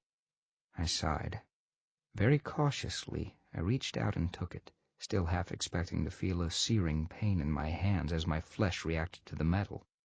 When nothing happened, I held it gingerly in both hands and stared at the screen, not knowing what to do. Megan slipped beside me, watching over my shoulder. "Touch the screen here," she ordered softly, demonstrating with graceful fingers. "See? You can access files here, pull up pictures, make them bigger like this. Try it." I did, and to my surprise the tablet responded to my clumsy attempts, working exactly as it had for Megan. I dragged a picture onto the screen, made it bigger, shrank it, and whisked it away, feeling a foolish grin creep across my face. I discovered an entire library within the files of this strange device, more books than I had thought possible, all contained in this tiny screen. With the touch of a finger, music filled the air, one of the thousands of songs Megan had downloaded from the web. I must have played with the thing for at least 20 minutes before Megan laughingly took it back, saying she still had work to do. "See now?" she told me as I reluctantly gave it up. "Being human isn't all bad, is it?" I watched as she sat down and began working again, fingers flying across the screen, eyes half closed in concentration. Eventually, she became aware of me staring at her and looked up, raising a quizzical eyebrow. "Yes?" I want one, I told her simply. She laughed, and this time I grinned back. That was the beginning. Humanity didn't come easily for me, or all at once. I still missed my glamour, the easy way my body used to move, the quickness and the strength of my unseelie heritage. To keep up my skills, Glitch and I would spar daily in the training yard as the Iron Knights looked on. And though I remembered how to wield a sword, I never seemed to move fast enough. The maneuvers that used to be second nature were extremely difficult to impossible now. True, I had been fighting for a very long time, and my experience was such that none of the knights could touch me in a one-on-one match. But I lost to Glitch more often than not, and it was frustrating. I had been better once. My physical limitations weren't my only worries. I was often plagued with nightmares of my past, where I would wake in the night gasping, covered in cold sweat, ghostly faces ebbing into reality. Voices haunted my sleep, accusing, hateful voices, demanding to know why I was happy when they had died. My dreams were filled with blood and darkness, and there were many nights when I couldn't sleep, staring at the ceiling, waiting for dawn. Gradually, however, the nightmares diminished as I began to forget that part of my life and focus on my new one. The dreams never ceased completely, but the demon at the heart of those nightmares wasn't me any longer. I was no longer Ash the Unseelie Prince. I had moved on. But every once in a great while I would have the surreal feeling that I was missing something, that my life with Megan wasn't what it appeared to be, that I had forgotten something important. I would shake it off, convincing myself I was simply adjusting to being human, but it always returned, taunting me, a memory keeping just out of reach. Regardless, time moved on in the Iron Realm. Megan ruled without opposition, maneuvering the labyrinth of Fey politics as if she had been born for it.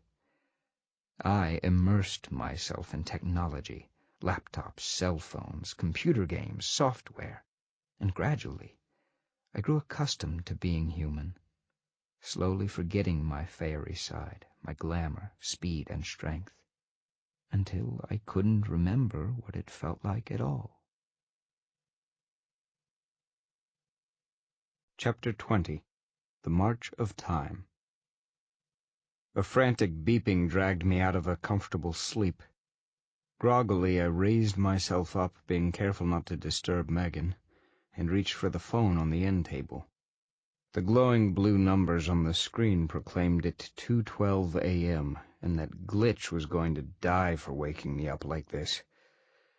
I pressed the button, put the phone to my ear, and growled, "Someone better be dead."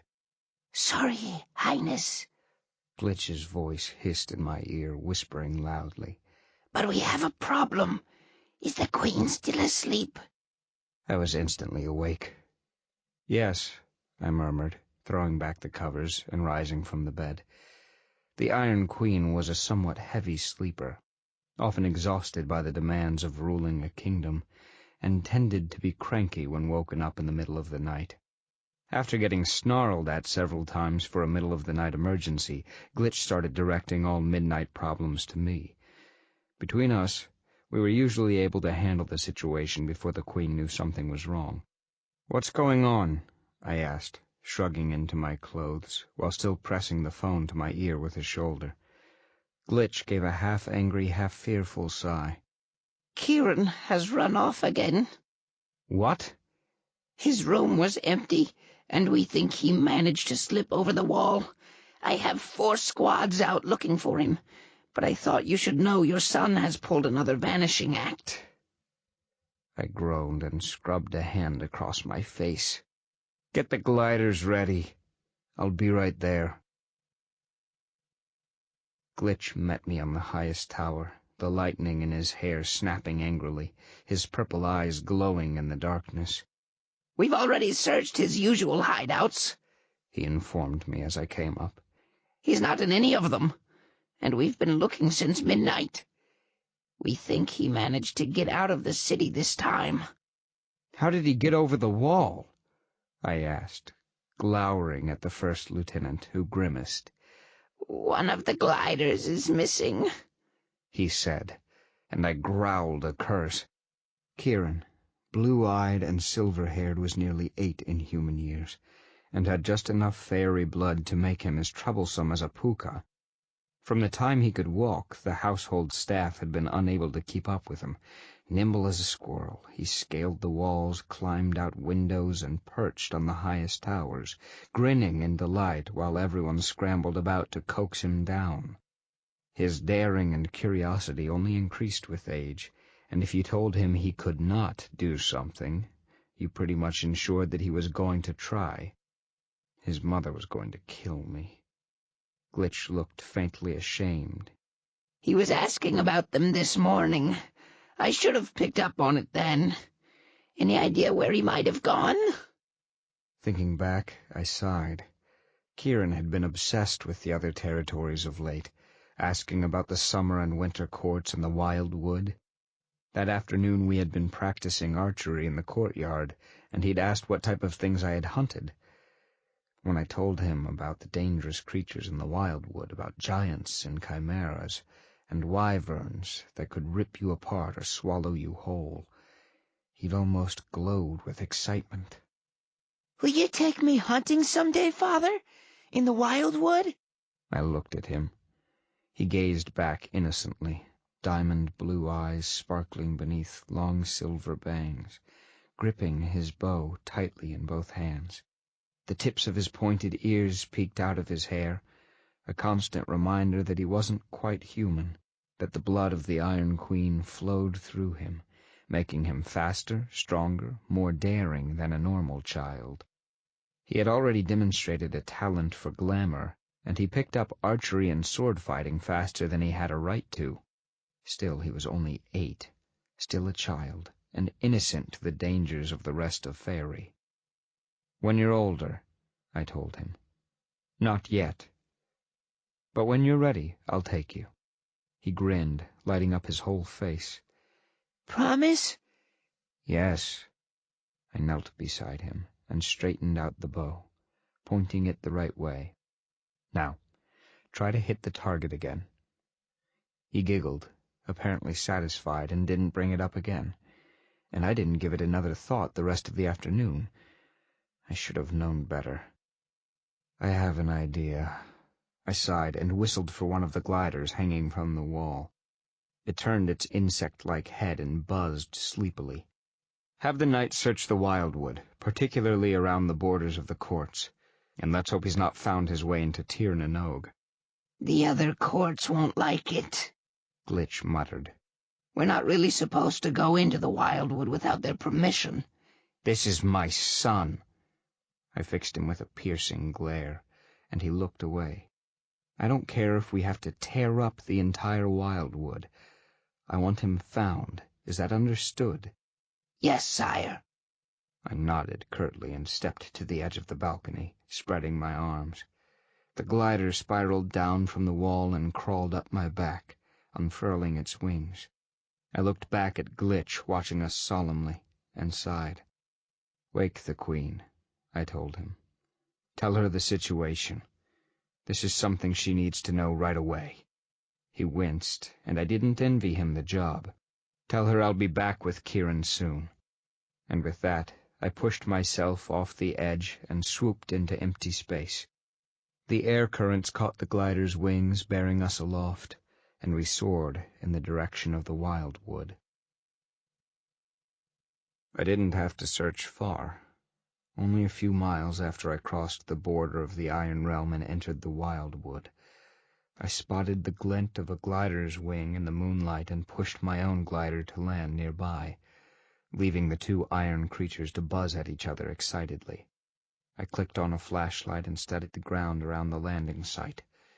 Despite my human vision, centuries of hunting and tracking through the wildwood could not be forgotten in a few short years, and I soon found a set of small footprints leading off into the tangled undergrowth, grimly praying nothing would find him before I did.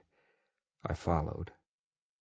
A few miles in, the tracks took on an ominous cast, as something large and heavy joined the smaller prints through the forest, stalking them. Soon after that, the stride between the prints lengthened, stretching out to a run, joined by snapped branches and twigs, and my blood ran cold.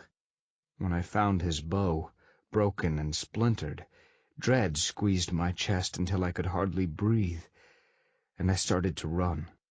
A scream shattered the stillness of the night. It turned my blood to ice, and I charged blindly in that direction, drawing my sword as I went. The icy Fey weapon seared my hands with cold, but I was too far gone to notice. "Kieran!" I shouted, bursting through the undergrowth. A roar answered me. Something huge and terrible clung to a tree a few yards away, beating bat-like wings for leverage and clawing at the branches. Its body was bony and leonine, with blood-red fur and a matted black mane. Its long tail ended in a spiky ball, bristling like a huge sea urchin, and leaving spines in the adjacent trees as it thrashed in frustration. High overhead, a small, bright figure pressed back into the limbs of the tree, trying to scramble higher, away from the vicious beast swiping at him a few feet away. His tearful blue eyes met mine, but his cry was drowned out by the bellowing of the monster below. "Hey!" I roared, and two burning red eyes snapped to me. "Get away from him, now!" The manticore howled and leaped off the tree, landing with a booming crash on the ground. Lashing its tail, it stalked toward me, its shockingly human face pulled into an animalistic snarl, bearing pointed teeth. I gripped the sword, ignoring the numbing chill that spread up my arm, and took a deep breath. The manticore lunged, hooked talons swiping at my face, jaws gaping to tear into my throat. I dodged, lashing out with the sword, cutting a gash in the monster's shoulder. It screamed, an oddly human wail, and spun with blazing red eyes. Its tail flicked out, almost too quick to see, and I felt something thwap against my legs. Blinding pain came seconds later, nearly dropping me to my knees. I reached down with one hand and felt the long black spines of the manticore's tail sunk deep into my leg. Knowing it would continue to pump venom into me the longer I left it, I grasped the spine and ripped it away, clenching my jaw to keep from screaming. The spine was barbed at the end and tore a gaping hole in my leg, but manticore venom would quickly paralyze and kill its victim if left in the body. Overhead, Kieran cried out in terror. The manticore growled and stalked closer to me, red eyes glowing in the darkness. I could feel the poison burning its way through my leg, and fought to remain steady on my feet, watching as the monster circled me, twitching its deadly tail, waiting for the venom to take effect. Casually it flicked its tail again, and I felt another barb slam into my shoulder, making me gasp. I didn't have much time left. Numbness was creeping through my leg, and soon my arm would follow. But I had to save Kieran. I would at least make sure Kieran got home safe. Feigning weakness, I staggered and fell to my knees, letting the tip of my blade strike the earth. It was what the manticore was waiting for. The monster sprang at me with a howl, going in for the kill, jaws gaping. I fell backward, bringing my sword up as the manticore lunged over me, sinking my blade deep into its shaggy chest. The creature screamed and collapsed on top of me, pinning me to the earth. Its body smelled of blood and rotten meat. I tried shoving it off as it twitched and kicked in its death throes, but it was too heavy, and I was in too much pain to move it. And so I lay there, pinned under a dead manticore, knowing I probably wouldn't walk away from this. I could feel the venom working its way through my leg, the spine still piercing my shoulder. Ash the Winter Prince would have healed from such wounds, his fey blood instinctively drawing in glamour to throw off the sickness, repairing itself with an unending supply of magic. But I was only mortal, and had no such power. As I fought for consciousness, I became aware of Kieran, grunting and crying as he tried pulling the dead manticore off me. "Get up!" I heard him sniffle. "Father, get up!" "Kieran," I called softly, but he didn't seem to hear me. I tried again, but a shout echoed through the trees, and Kieran jerked his head up. "Over here!" he cried, waving both arms. "Glitch, we're over here!" Familiar voices surrounded us. Glitch's voice, frantic and angry, the clanking of the iron knights as they pulled the manticore away. Kieran's sobs as he tried explaining what had happened. I tried answering the questions that buzzed around my head, but my voice was as numb as the rest of me, and the shapes crowding my vision were blurry and indistinct. "That leg looks pretty bad," I heard someone murmur to Glitch as they bent over me. "We'll try to save it, but he is a mortal, after all." "Do what you can," Glitch muttered back.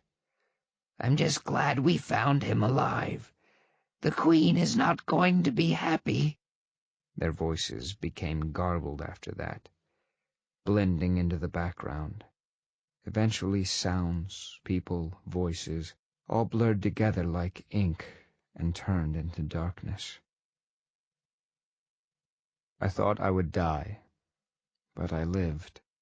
My leg was never the same. The venom had damaged it too badly. Luckily for me, the barb in my shoulder had passed clean through and come out the other side, leaving nothing behind but a puckering scar. But forever after that fight, I walked with a limp, and if I stood on the leg too long or put too much weight on it, it would give out from under me. The sparring matches with Glitch and the knights came to a halt, and I had to lean on a cane when traveling or walking any distance. I didn't mind. Too much. I still had my son, my wife, and my health, though that last fight demonstrated yet again how fragile mortality was. A fact Megan made painfully clear once I was on my feet again. The Iron Queen had been livid, blue eyes flashing as she ripped into me, demanding to know what I'd been thinking going into the wildwood alone. "You're human now, Ash," she said, finally calming down a bit. "I know you think you can take on the world, but that isn't the case anymore. Please, please, promise me you'll be more careful." I don't really have much of a choice now, do I? I sighed, grabbing my cane to limp out of the room. Her gaze followed me, sad and concerned, and I paused in the doorway. "Don't worry, Your Majesty. I'm aware of my limitations." I tried to keep the bitterness and pain from my voice, but it slipped out anyway. I won't be fighting anything for a long time. I can promise you that. "That's not what concerns me," Megan replied softly, but I was already out the door. Time passed, and in the Iron Realm the great clock tower in the center of the city kept track of its march. Kieran grew into a fierce warrior, deadly, light on his feet, possessing a speed unnatural in a human.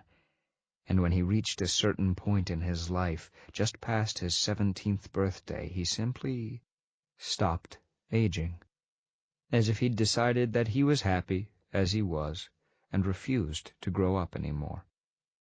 Megan never changed, though she matured with the passing of time, becoming shrewd and wise and a truly formidable queen. Her body remained as young and beautiful as the rest of Faerie. And I, as a human in the Iron Realm, where time did pass and seconds ticked by the years, did not. What were you thinking? I turned my head at the sound of Megan's voice, seeing the Iron Queen paused in the doorway, her arms crossed in front of her. Though she was stunning in a long evening gown, her hair hanging in glittering curls down her back, she did not look pleased. "Thinking?" I asked, hoping to derail her by acting bewildered and innocent. Unfortunately, that rarely worked with the Iron Queen, and tonight was no exception. "Don't give me that, Ash." Megan came into the bedroom, glowering at me. "You know what I'm talking about. Why did you tell Kieran he could go to Elysium this year? The last thing we need is him picking a fight with a winter gentry or seducing someone in my father's court. They're already leery enough of him as it is." "He's been asking to go for years," I told her, swirling my cloak around my shoulders. "I think he's old enough to see what it's like. We can't shelter him forever. He's going to have to learn about the other courts, as Prince of the Iron Realm." Megan glared at me a moment longer, then relented with a sigh. "Oh, fine. I know you're right," she said, giving me an exasperated smile. "It's just, he still seems so young to me. Still just a kid getting into trouble. Where does the time go?" She crossed to the window, gazing out at Tir na Nog. The sun was setting, and the huge clock tower in the very center of the city was silhouetted black against the evening sky. 20 years, Ash," she murmured. "It's hard to believe it's been more than 20 years since we beat the false king. It feels like yesterday." "For you, perhaps," I thought, glancing at the reflection in the mirror. Gray eyes in a worn, lined face stared back at me. Wrinkles crouched under my eyes and at the corners of my mouth, marring my skin, and a scar traced its way from my left cheek to under my jaw, a trophy from a cockatrice hunt in the wildwood. Lately my temples had become touched with gray, and my shoulder, the one that had taken the manticore sting, still ached a dull, persistent throb whenever it rained. 20 years had left its mark, and I was all too aware of the passing of time. And Megan, my beautiful, half-fairy wife, was unchanged. "The carriage is here," Megan announced, peering over the windowsill. "And there's Kieran waiting for us by the gate. I guess we should go." She turned to me, a flicker of worry passing through her eyes. "Do you need help getting down the stairs?" "I'm fine," I told her quietly. "You go on ahead. I'll be right there." "Are you sure?" I nodded, and Megan drew back, still worried. "All right. But I want you to call for a servant if you—" "Megan, I'll be fine," I interrupted, and she frowned at me. I forced a smile to soften the words. "Take Kieran on ahead. I'll ride with Glitch and the guards. Just go, please." Her eyes flashed, and for a moment I thought she would argue with me, slip into the firm, no-nonsense Iron Queen persona that had everyone terrified. But after a pause, she simply nodded and left the room, leaving me alone with my thoughts. Another Elysium. Another gathering of the courts, coming together to pretend they got along, when all they wanted was to rip each other into bloody strips. As a fairy prince, I hadn't liked Elysium, and as a human, I despised it. Those who remembered me as Prince Ash, the cold, dangerous ice prince who, for centuries, demanded fear and awe and respect, saw only a human now. A weak, crippled human who grew older and weaker every year, relying more and more on the protection of his queen. I saw the looks of hunger and pity and contempt that went around the courtyard when Megan walked in with me limping beside her. I also didn't miss the subtle looks of interest between the nobles of summer and winter. If I was the weakest link in the Iron Court, how could they use it to their advantage? Fairy politics and power plays.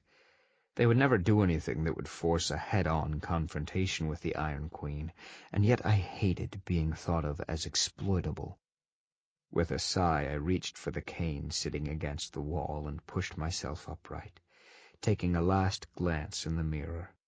The black cloak partially hid the cane, but could not quite conceal the limp or the stiffness of my right leg. I still carried my sword, however, refusing to abandon it. Even if I didn't draw it often, the day I was unable to use my weapon was the day I would finally give it up. Glitch met me at the bottom of the stairs, keeping his expression carefully neutral as I limped painfully down the last step.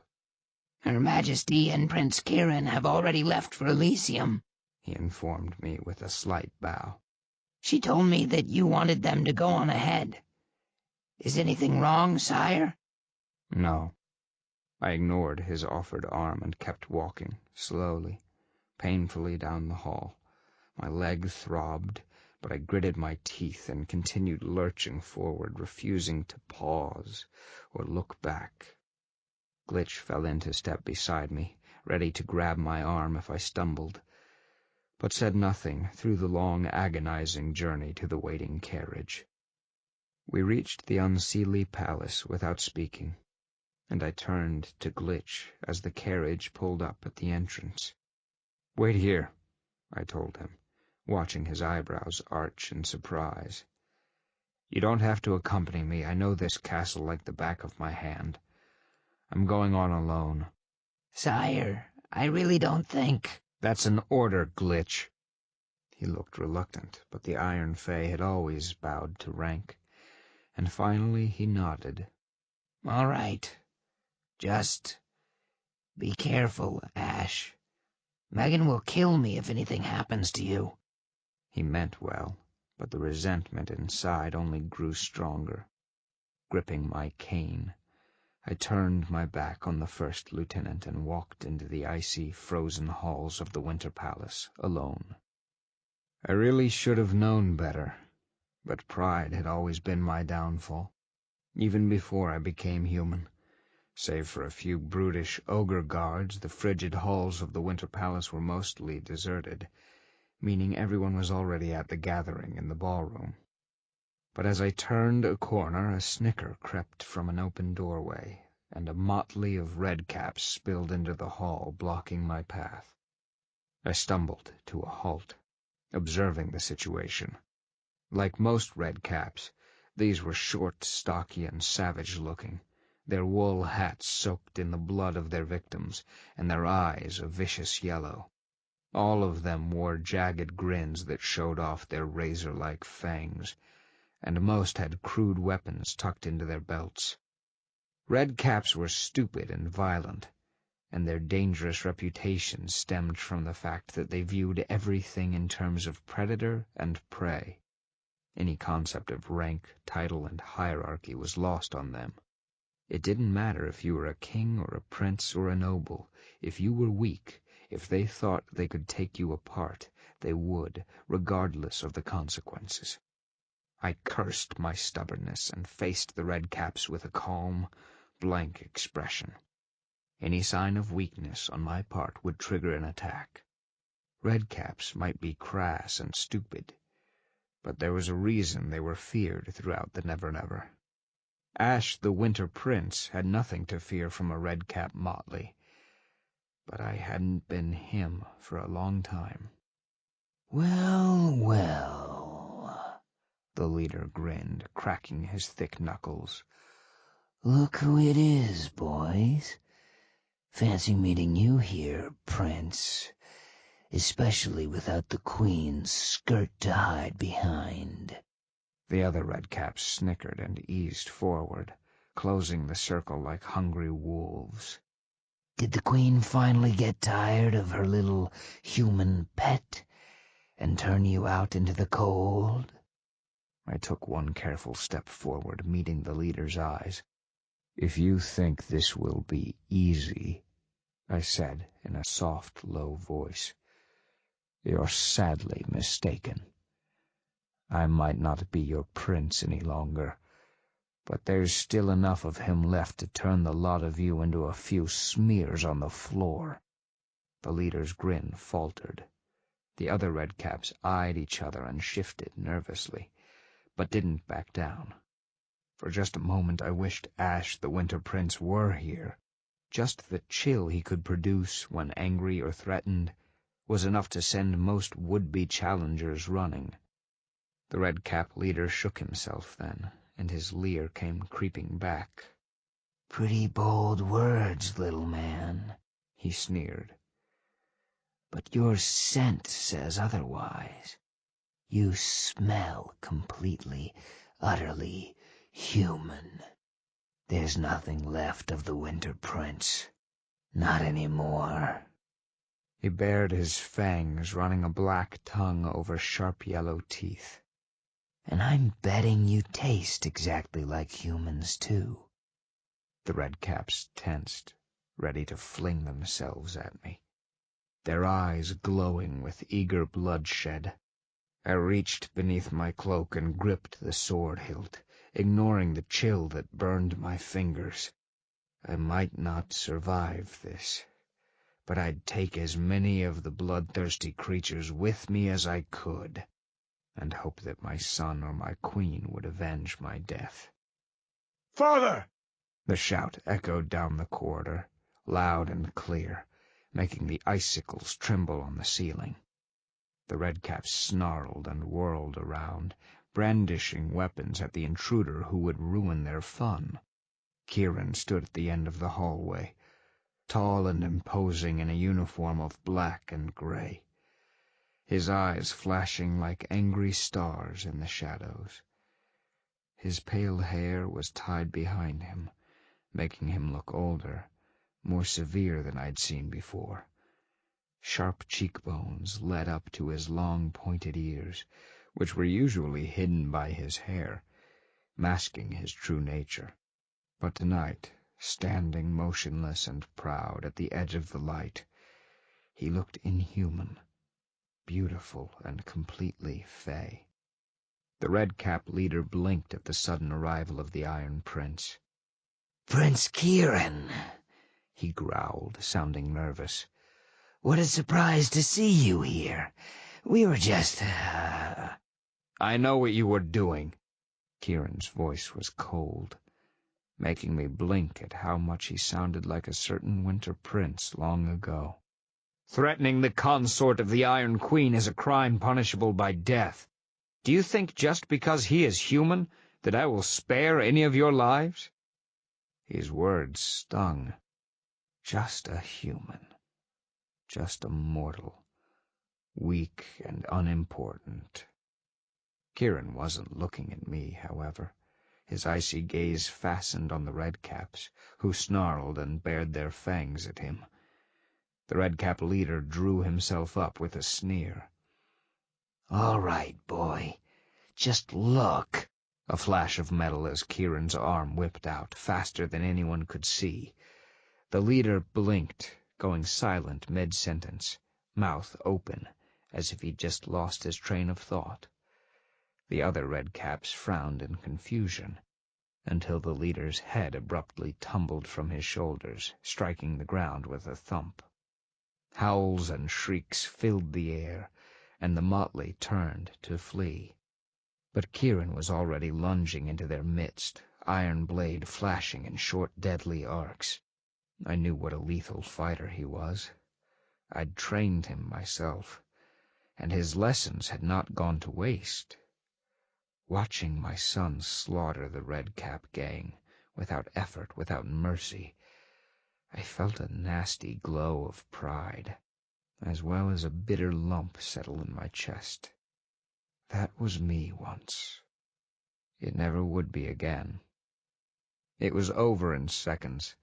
Kieran wasted no effort or time destroying the motley, striking with lightning speed and precision. I'd trained the boy well.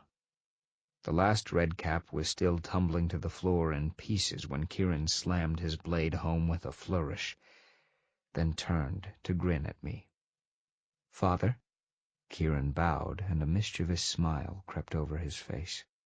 Amazing how he could go from a cold, icy killer to a charming young prince in no time at all. At the Iron Court, Kieran was the darling of everyone, especially the ladies, with a devilish streak a mile wide. "Kieran," I nodded back, not really liking that gleeful look. "What are you doing here?" My son grinned at me. "The Queen was getting worried that you hadn't arrived yet. I offered to go look for you, in case you got into trouble. She said you would be all right, because Glitch would be there with you, but I said I'd make sure, so—" You made a great show of looking up and down the hall. "Where is Glitch, anyway? Did you leave him at home? I bet he's not happy about that." "He's back in the carriage." I motioned Kieran forward, taking his arm as he helped me down the carnage-strewn hallway. Already the bodies were disappearing, disintegrating into mud and leeches and other nasty things. Redcaps left nothing pleasant behind when they died. "And you'll say nothing of this to your mother, understand?" "Of course not," Kieran replied, but he was still grinning. Together we entered the ballroom, packed wall to icy wall with Summer and Winter Fey. Iron Fey were present as well, but only a scattering here and there, keeping well back from the crowds and the hostile glares from Summer and Winter. Music played, dark and dramatic, and in the center of the floor dozens of Fey gentry spun and danced with each other. Beside me, Kieran was scanning the room, his blue eyes clearly searching for someone. His gaze stopped on a willowy summer girl with long chestnut hair and green eyes, standing in a corner talking to a dryad. She glanced at him, smiled shyly, and quickly looked away, feigning disinterest. But her gaze kept straying back, and Kieran fidgeted at my side.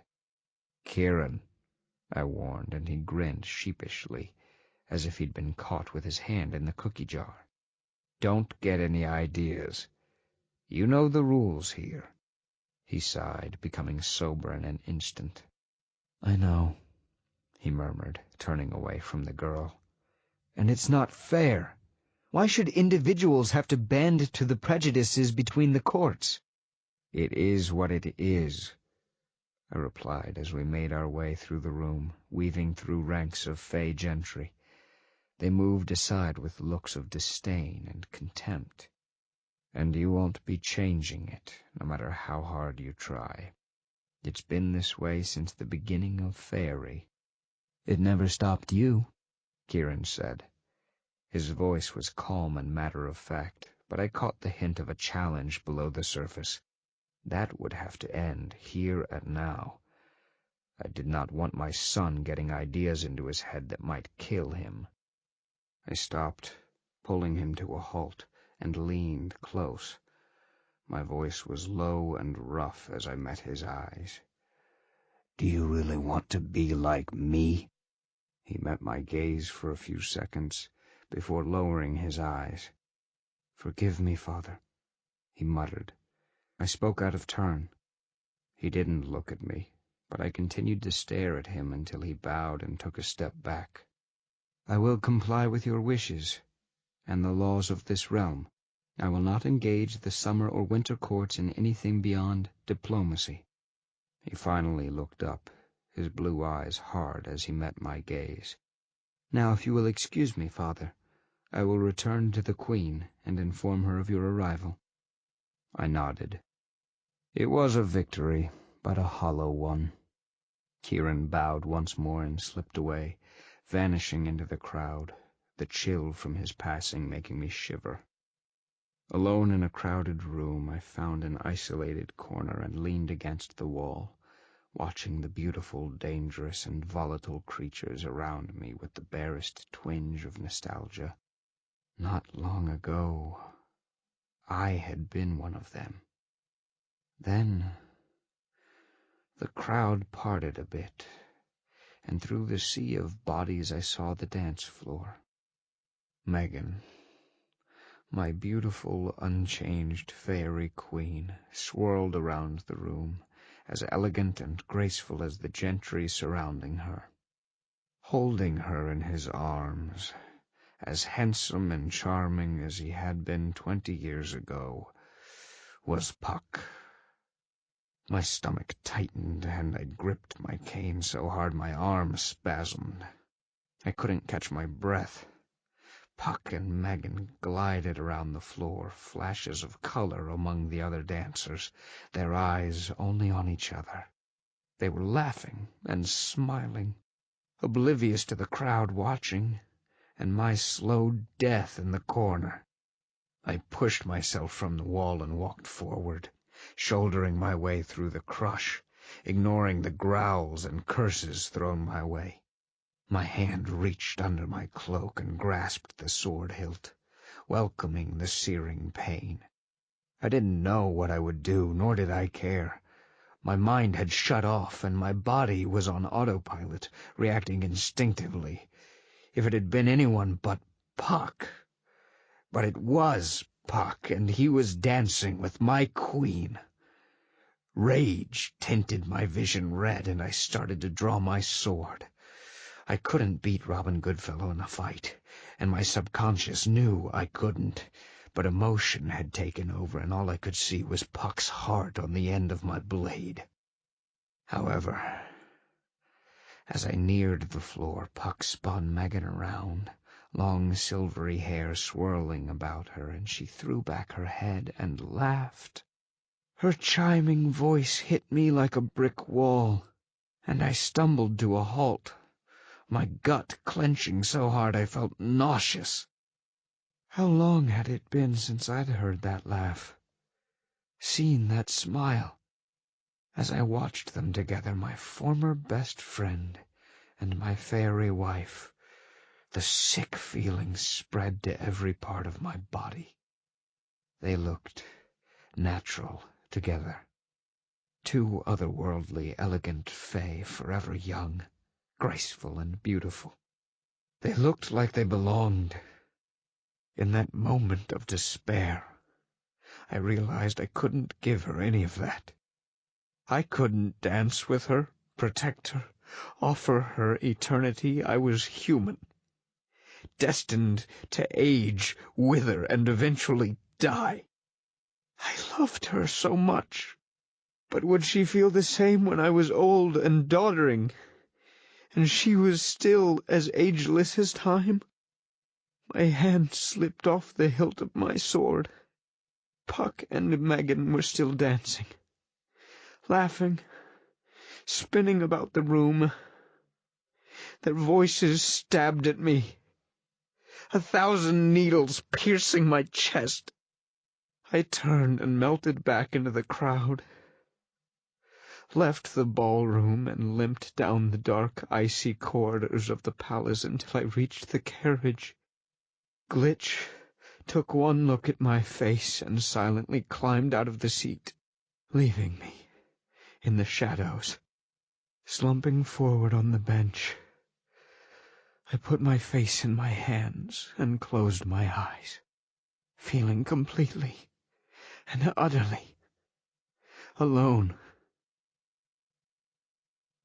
Even more time passed. Dropping my hands, I raised my bleary eyes to an empty hall, squinting to see through the gloom.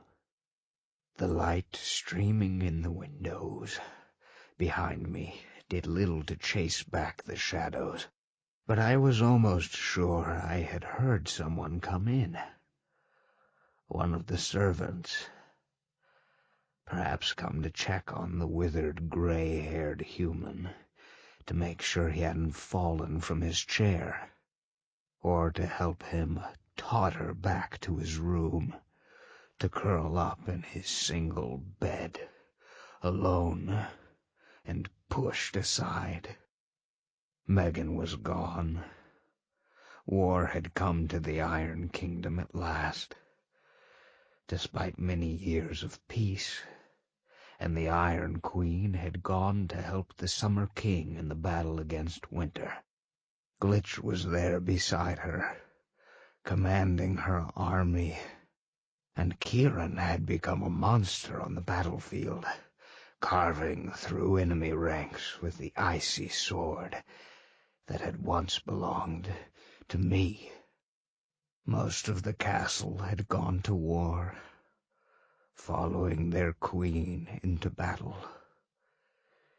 Even the gremlins had gone, their constant chatter and buzzing voices missing from the walls, leaving the palace silent, cold and empty. Only I had been left behind, waiting for everyone to return, forgotten. Rain plinked against the window panes, and I stirred. Outside, lightning blazed in the sky and thunder rumbled in the distance. I wondered where Megan was, what she and Kieran were doing right now. Lightning flickered again, and in the flash, a figure appeared beside me. A dark-robed figure in a hood and cowl, standing silently at my arm. Had I been younger, I might have leaped up, drawn my sword. Now I was simply too tired. I blinked and stared at the intruder, peering through my filmy vision. The robed figure gazed back, its face hidden in shadow, not attacking or threatening, just watching, waiting. A memory stirred to life, rising from the cobwebs of the past, like a long-forgotten dream. I remember you. The Guardian nodded. We are at the end of your trials, Knight of the Iron Court, It said, and thunder rumbled outside, shaking the windows. and you have discovered the final truth about being human. No matter how strong, no matter how brave, mortals cannot escape the march of time. As a human in the Iron Court, you will grow old, while everyone around you will remain as they are, forever. That is the price of mortality. You will die, and you will die alone. As it said these words, a cold hand touched my shoulder, and a spasm went through one side of my body. I jerked, nausea and dizziness flooding through me, and tried to stand, groping for the door. My bad leg crumpled and I fell, striking my head on the cold floor. The breath knocked from my lungs. Gasping, I dragged myself across the room with one arm, my left side numb and dead. But the room spun violently, and darkness crawled along the edge of my vision. Fighting pain and nausea, I tried calling for help. but my voice left my throat in a hoarse rasp, and there was no one to hear, except the Guardian, which hadn't moved from where it stood watching me struggle, watching me die. Death, It droned, cold and impassive in the flickering lights. comes for all mortals. In the end, it will come for you as well. I made one last effort to get up, to keep living, though a part of me wondered why I would even resist. But it didn't matter. I was so tired. My head touched the cold floor. Darkness covered me like a soft, cool blanket, and I felt the last breath escape my lips as my heart finally and irreversibly stopped fighting. Chapter 21. The Final Sacrifice. Cold. Everything was cold. I was flying down a dark tunnel, watching fragments of my life flash before me, unable to stop. Riding with Megan through the wild wood. Watching Kieran and Glitch practice in the courtyard. The birth of my son. Dancing with Megan in the ballroom. Our wedding. Gasping, I bolted upright on a cold, hard floor, my heart slamming against my ribs, panicked, loud, and alive. Clutching my chest, I gazed around, not knowing where I was. Stone walls surrounded me. Candles flickering in the alcoves, casting everything in shadow. The tall, hooded figure stood nearby, silently watching, and with the jolt, everything came flooding back. The testing grounds. The trials. I had come here in the desperate need to earn a soul, to be with Megan in the Iron Realm. I hunched forward, holding my head in my hands. I couldn't think straight. My mind felt like a tangle of old string, trying to sort out what was real and what was imagined. I could feel the cold stare of the Guardian weighing me, watching what I would do. Was it real?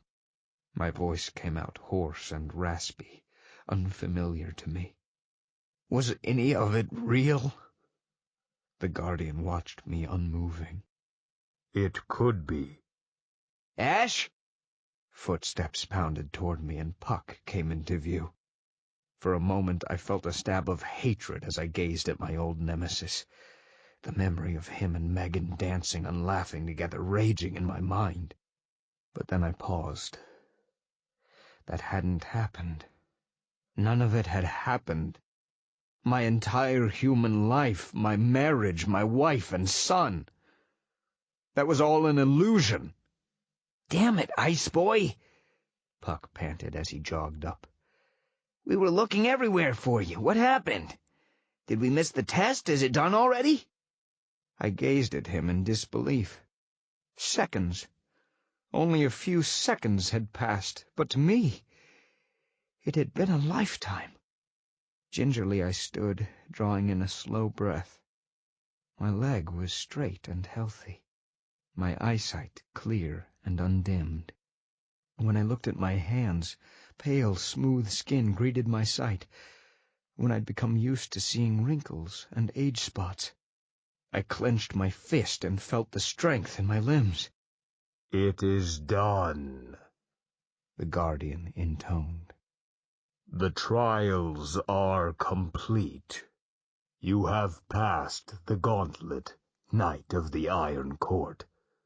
You have seen what it takes to become human.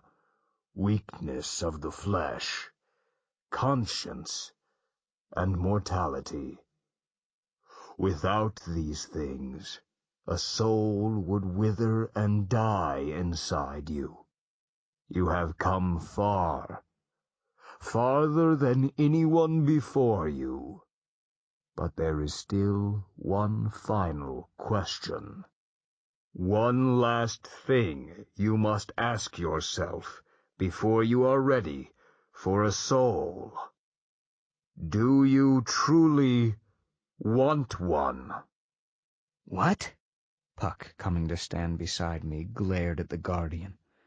What kind of question is that? What do you think he's been doing all this time? Picking daisies? You couldn't spring that question before you put him through hell? I groped for his shoulder, putting a hand on it to stop him. Puck bristled, angry and indignant. But I knew what the Guardian was asking. Before, I didn't know what being human meant. I couldn't understand. Not as I was. I did now. The Guardian didn't move. The ensoulment ceremony begins at dawn. Once started, it cannot be stopped. I offer you this one final choice, Knight.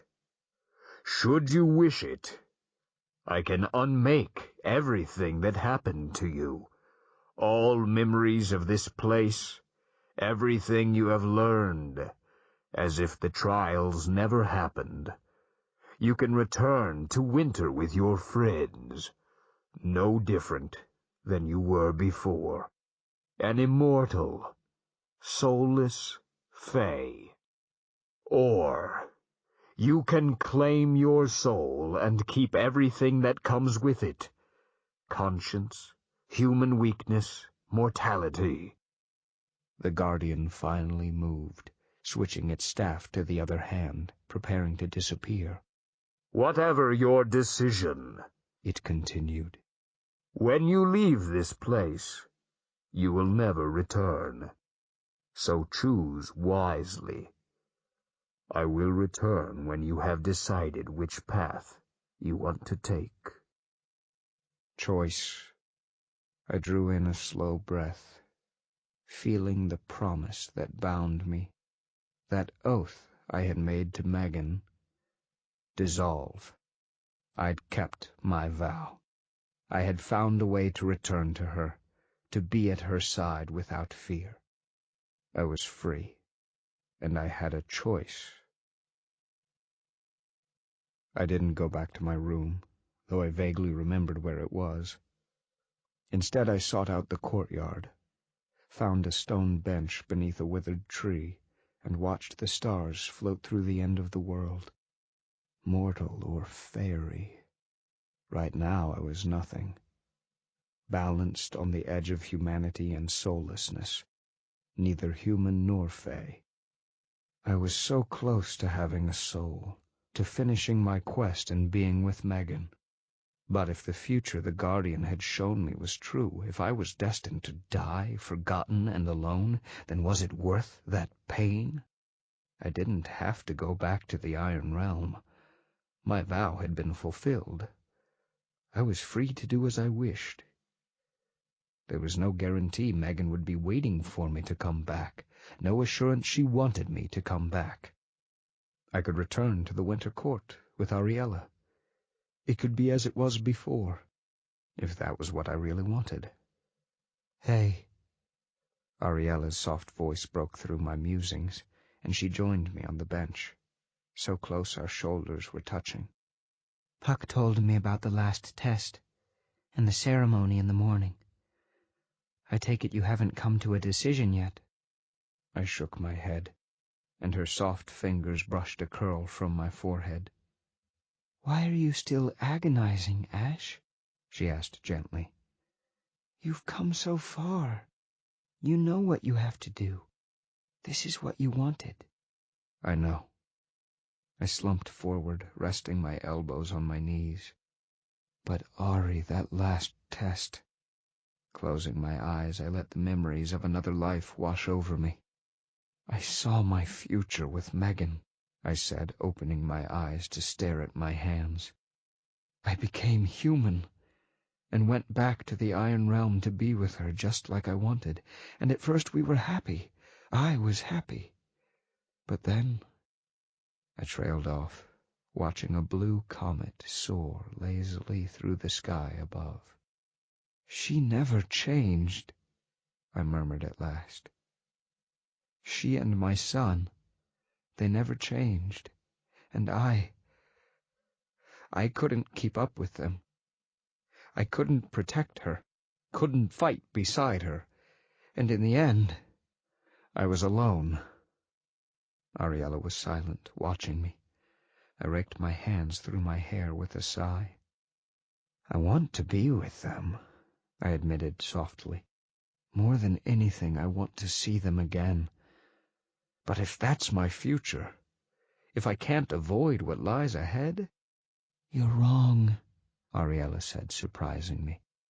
I sat up, blinking at her, and she smiled. That's a future, Ash. Only one. Trust a seer on this. Nothing is certain. The future is constantly changing, and no one can predict what will happen next. But let me ask you this. In this future, you said you had a son? I nodded, feeling a hollow ache in my chest at the thought of Kieran. Do you miss him? I let out a breath and nodded, slumping forward again. It's strange, I murmured, feeling a lump rise to my throat.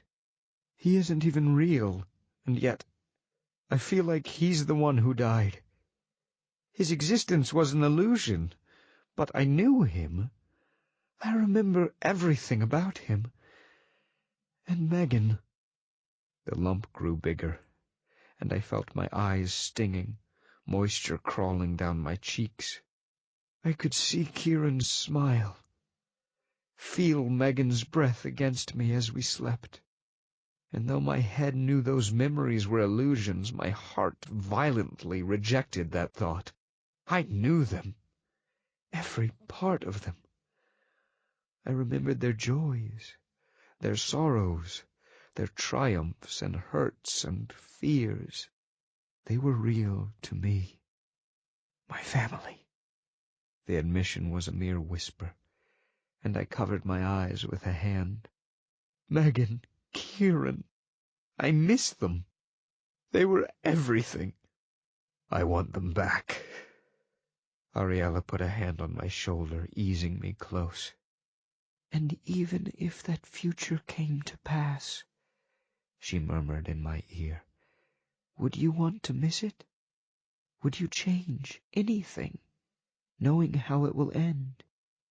I pulled back to look at her, realization slowly dawning on me as we gazed at each other.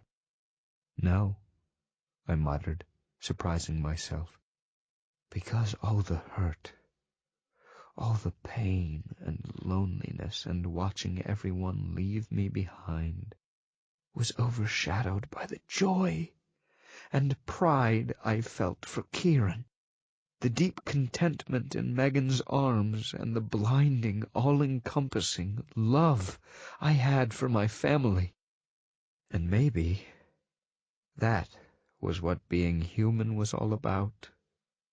Ariella smiled back, though there was a hint of sadness in her eyes. Then you know what you have to do.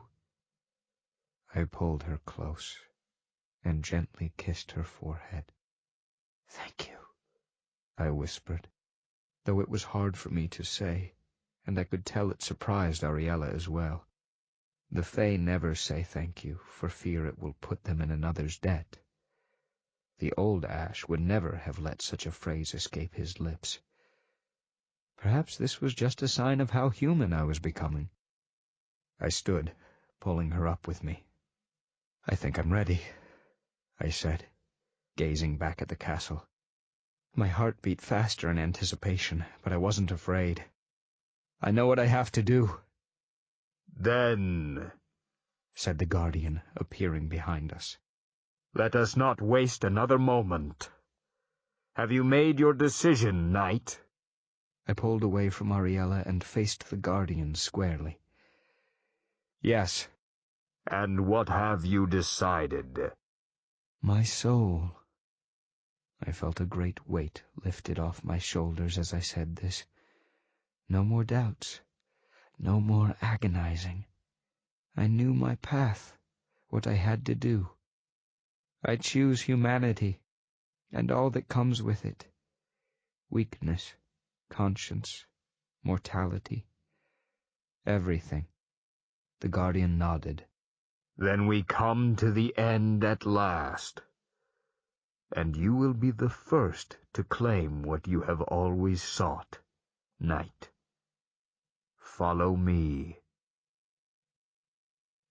Puck joined us at the door, and together we followed the Guardian down the shadowed hallways, up a twisting spiral staircase, to the landing of the highest tower.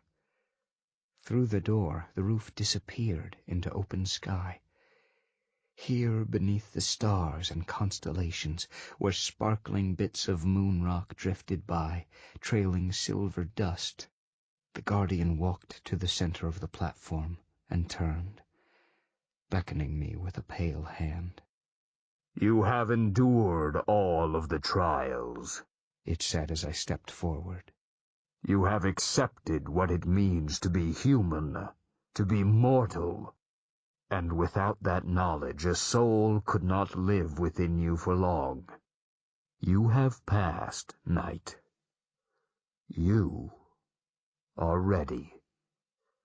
But, the Guardian continued in a solemn voice as my gut twisted nervously, something as pure as soul cannot grow out of nothing.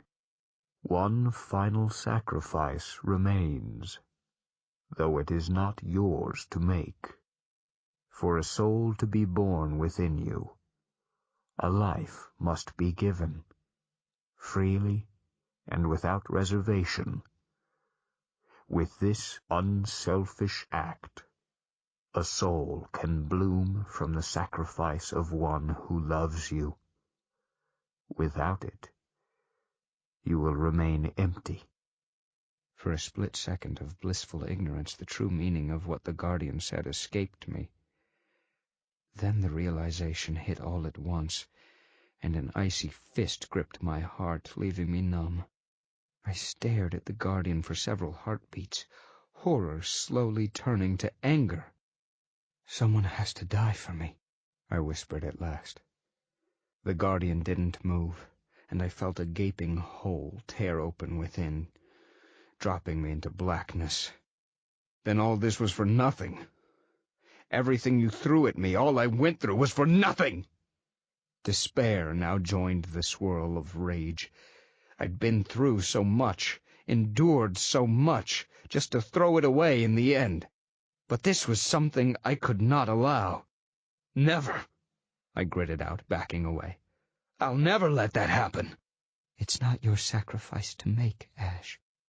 Stunned, I turned as Ariella walked past me, coming to stand before the Guardian. Her voice trembled a bit, but she held her head high. "I'm here," she murmured. "He has me.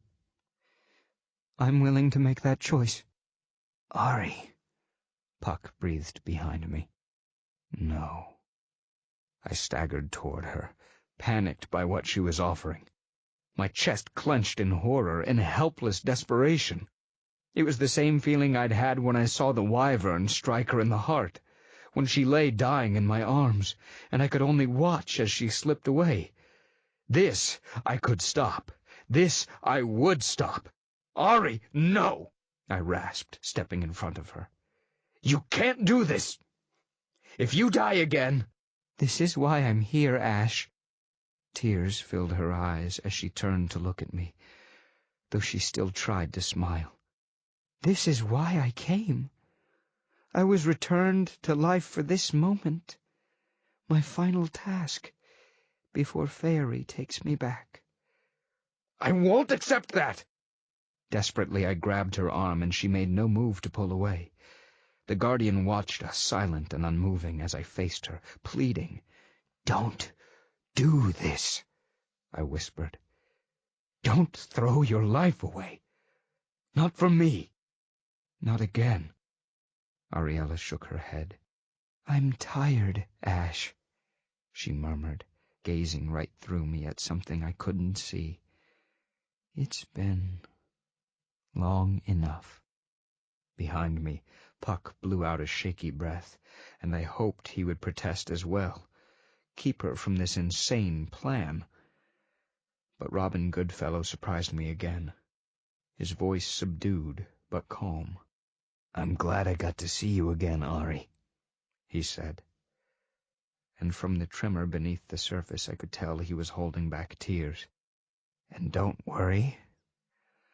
I'll take care of him for you." You were a good friend, Puck. Ariella smiled at him, though her eyes were shadowed, far away. I'm happy I could give you two another chance.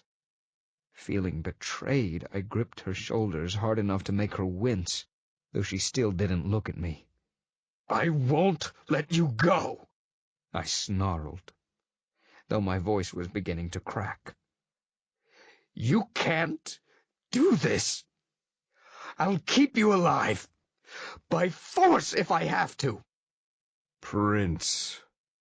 Grimalkin's cool, stern voice broke through my desperation.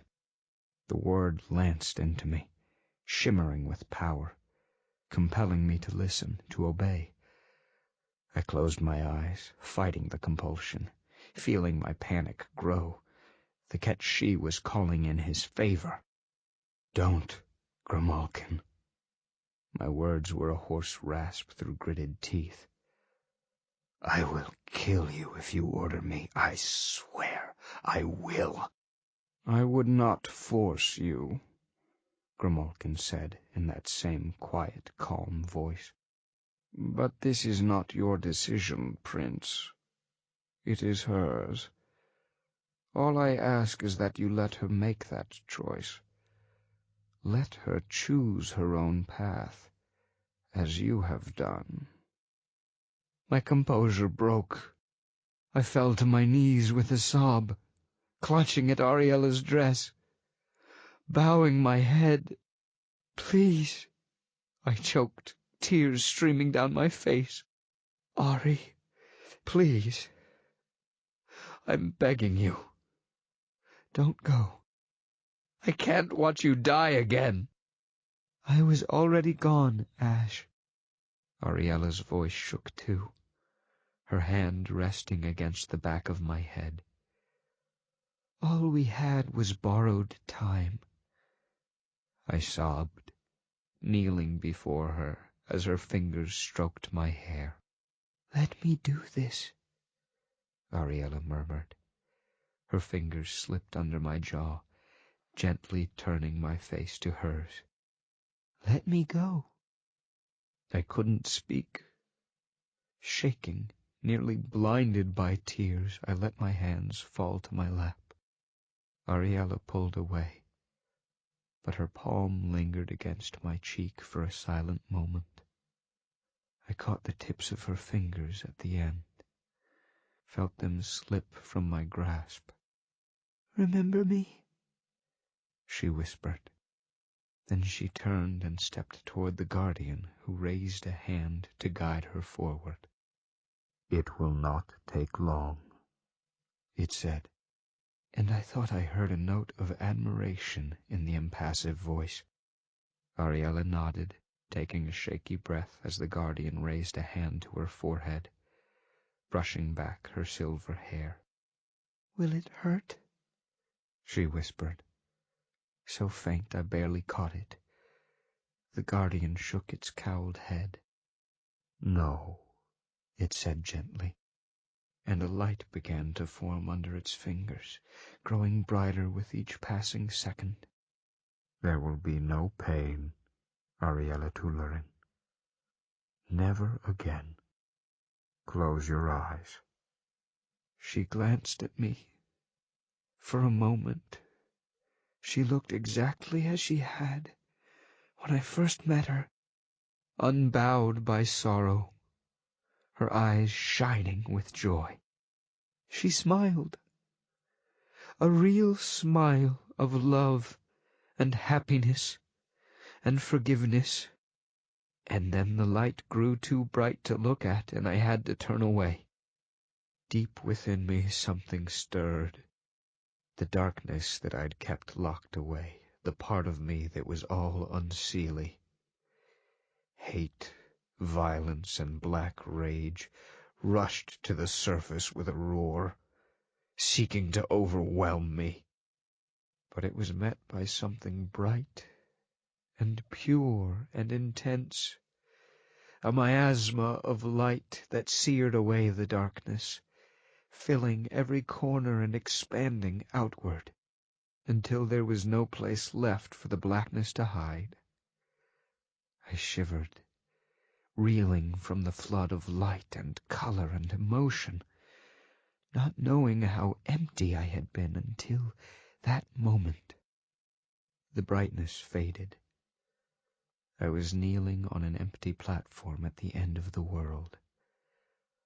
Moon dust and rock swirling around me. The guardian stood a few feet away, alone, leaning on its staff as if winded. Ariella was gone. The guardian straightened, gazing at me through the darkness of its cowl. "Take a few moments for your grief," it said, cold and informal once more.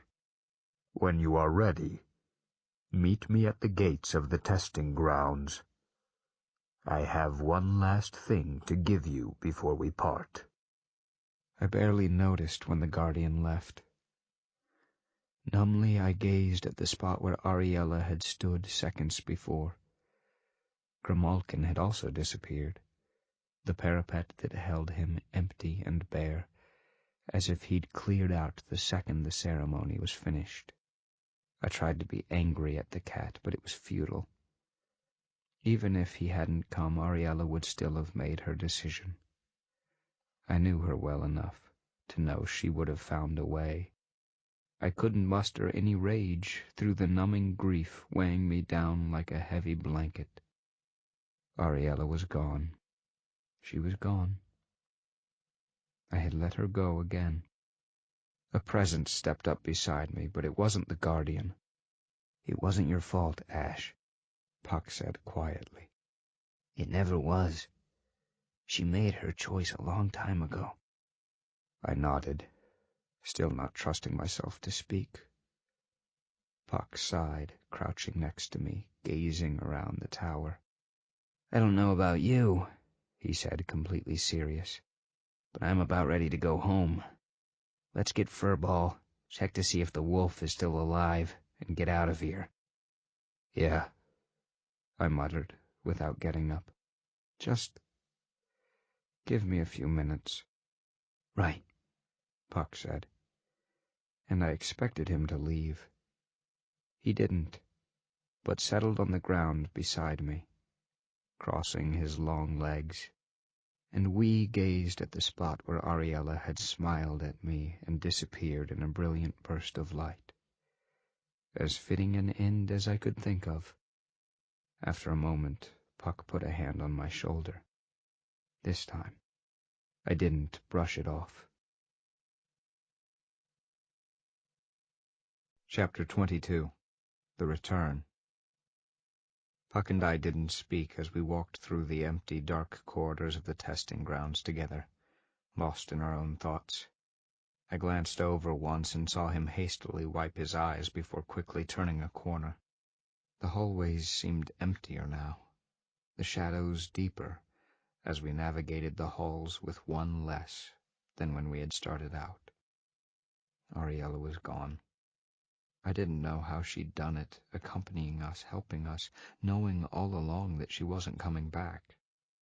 This was twice I had lost her, twice I'd been forced to watch her die. But at least she had chosen her path this time. She had made her choice long ago, and if Fairy brought her back, then surely it would not let her disappear as if she had never existed. A life as bright as hers must linger on somewhere. Ariella Tulerin was far too loved and cherished to simply fade away and be forgotten. It was a small comfort, but I clung to it with my remaining composure, and hoped that wherever she was, whatever state she existed in, she was happy. Outside, the tall figure of the guardian waited at the bridge. the stars and the dark, hazy outline of the distant briars floating behind him. This is where we part. It announced as we joined it at the edge. Your quest is finished, Knight. Your journey complete. You will not see me or the end of the world ever again. Nor will you remember the path you took to get here. But, as you are the first to earn your soul and survive, I offer you one last gift for the journey home. It extended an arm, dropping something small and glittering into my palm. It was a globe of darkened crystal, about the size of an orange, the glass fragile and warm against my skin. When you are ready, the Guardian said, break the globe, and you will be transported out of Fairy, back to the human world. From there, you may do as you wish. Back to the human world? Puck peered over my shoulder at the glass. That's kind of out of the way. Can't you give us something that will take us to the Wildwood or Arcadia? It does not work that way, Robin Goodfellow, the Guardian said, speaking to him for perhaps the very first time. You may choose to return to the Wildwood the way you came, but it is a long way up the River of Dreams, and you will not have the Fairy to protect you. It's all right, I told Puck before he could argue. I can get to the Iron Realm through the mortal world. If you can open a trod for me, that is. Puck glanced at me, understanding in his eyes, and nodded. Sure, Ice Boy. Not a problem. But, I added, looking at the Guardian, there's one more thing we have to check on before we leave. We left a friend behind at the temple when we came here. Is he still there? Can we save him? The Guardian straightened. The wolf, it said. Yes. He is still alive, though his spark has grown weak. He remains trapped beneath the door, and you will have to free him before you can take him to the mortal world with you. You can't open the door? Puck asked, scowling. The gauntlet was never closed, the Guardian said flatly. As long as your friend remains in the door keeping it open, the gateway is still in effect. The door must seal completely before it can be opened once more. I suggest you hurry, Grimalkin said, appearing on a floating rock near the edge, watching us disdainfully. If you insist on helping the dog, do it quickly so that we may go. I, for one, would like to get home sometime this century. Home, I thought with a sharp longing in my chest. Yes, it was time to go home. It had been too long. Was Megan still waiting for me? Or as she'd suggested in the dream, had she moved on, found happiness with someone else? Would I return only to find her in the arms of another, or even worse, as a terrible fey queen like Mab, unmerciful in her power, ruling through fear? I was afraid. I could admit that. I didn't know what waited for me at the end of my quest, but despite what I might find, even if Megan had forgotten me, I would return to her, no matter what. Knight, the Guardian said, as we started to cross the bridge. Puck looked back, and I waved him on. He made a face and left us. Do not discount the gift you have been given, the Guardian continued in a low voice, as Puck followed Grimalkin over the bridge. The soul of a winter fey resides within you. You are no longer part of Fairy, but neither are you completely mortal. You are unique. The Guardian drew back, the faintest hint of amusement beneath its impassive voice. We shall have to see where it takes you. I bowed to the robed figure and crossed the bridge, feeling ancient eyes on me the whole way. When I reached the other side and turned back, however, the guardian was gone. The enormous bulk of the testing grounds was floating away, growing rapidly smaller and less distinct, until it vanished into the end of the world. Following Grimalkin down the corridor back to the temple, we reached the heavy stone door of the gauntlet. For a moment I feared we were too late. The wolf lay in the doorway, unmoving, his huge head resting on his paws. Bloody foam spattered his mouth and nostrils. His fur was dull and flat, and his ribs stood out sharply against his black pelt. Through the opening the spirits still clawed at him, trying to drag him back into the temple, lost and trapped forever. But even collapsed and apparently lifeless, he was still as unmovable as a mountain. Pity, Grimalkin remarked as we drew close. Not the end I would imagine for the big bad wolf, crushed under a door. But I suppose he is not invincible after all. The wolf's eyes opened, blazing green. Seeing us, he gave a feeble cough and raised his head from his paws, staring at me. Blood dripped from his nose and mouth. "So, you made it after all," he stated. "I suppose I should congratulate you, but I find I care very little at the moment." He panted, his eyes flickering between me, Puck, and Grim, and pricked his ears. "Where's the girl?" Puck looked away, and I took a breath, raking a hand through my hair. "She's gone." The wolf nodded, unsurprised. "Then if you wish to leave by this route, I'm sure you can slide under the stone. These spirits are annoying, but they should not pose a problem anymore." "What about you?" The wolf sighed, resting his head on his paws again. "I have no strength left." Closing his eyes, he shifted painfully on the rocks. "Nor do you have the strength to move this door. Leave me."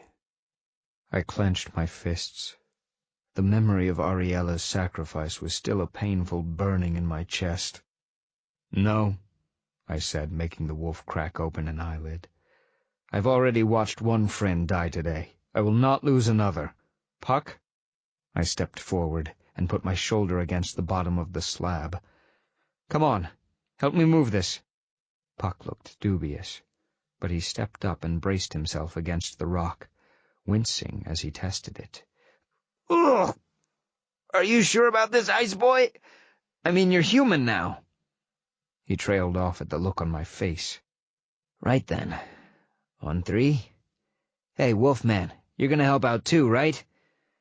"You cannot free me," the wolf said, eyeing each of us in turn. "You are not strong enough, especially if the prince is a mere mortal." How very sad. Grimalkin strode up, stopping just shy of the wolf's muzzle, barely out of snapping range. That the great dog must rely on a human to save him, because he is too weak to move. I shall sit right here and watch, to remember this day always. The wolf growled, the hair rising along his back. Planting his feet, he braced his shoulders against the slab and tensed, baring his fangs. "Go!" We pushed.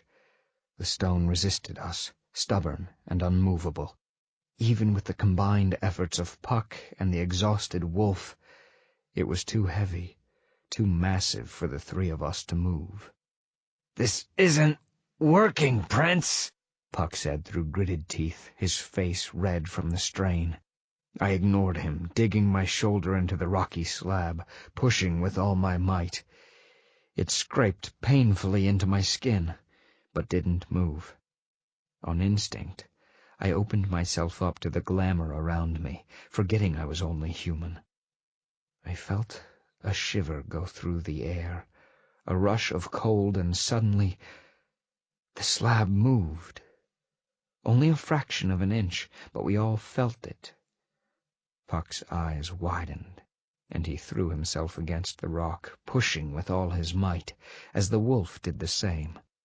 The spirit shrieked and wailed, clawing at the wolf as if sensing he was slipping from their grasp. Closing my eyes, I kept myself open to the cold, familiar strength flowing through me, and shoved the stone block as hard as I could. With a final stubborn groan, the slab gave way at last, rising a mere few inches, but it was enough. The wolf gave a snarl of triumph and skittered out from beneath it, ripping himself from the grasp of the spirit still clinging to him, leaving them in the doorway. Puck and I jerked back as well, and the door slammed shut with a hollow boom, crushing a few spirits into mist. Panting, the wolf staggered to his feet, then gave himself a violent shake, sending fur and dust flying. Glancing at me, he gave a grudging nod. "For a mortal," he growled, heaving in great raspy breaths, "you are remarkably strong. Almost as strong as—" He paused, narrowing his eyes. "Are you sure you received what you came for, little prince? It would be annoying if we came all this way for nothing." Before I could answer, he sniffed the air, nose twitching. "No. Your scent is different. You are different. You do not smell like you did before, but neither do you smell entirely human." Flattening his ears, he growled again and stepped back. "What are you?" "I'm not really sure myself." "Well—" The wolf shook himself again, seeming to grow a bit more steady on his feet.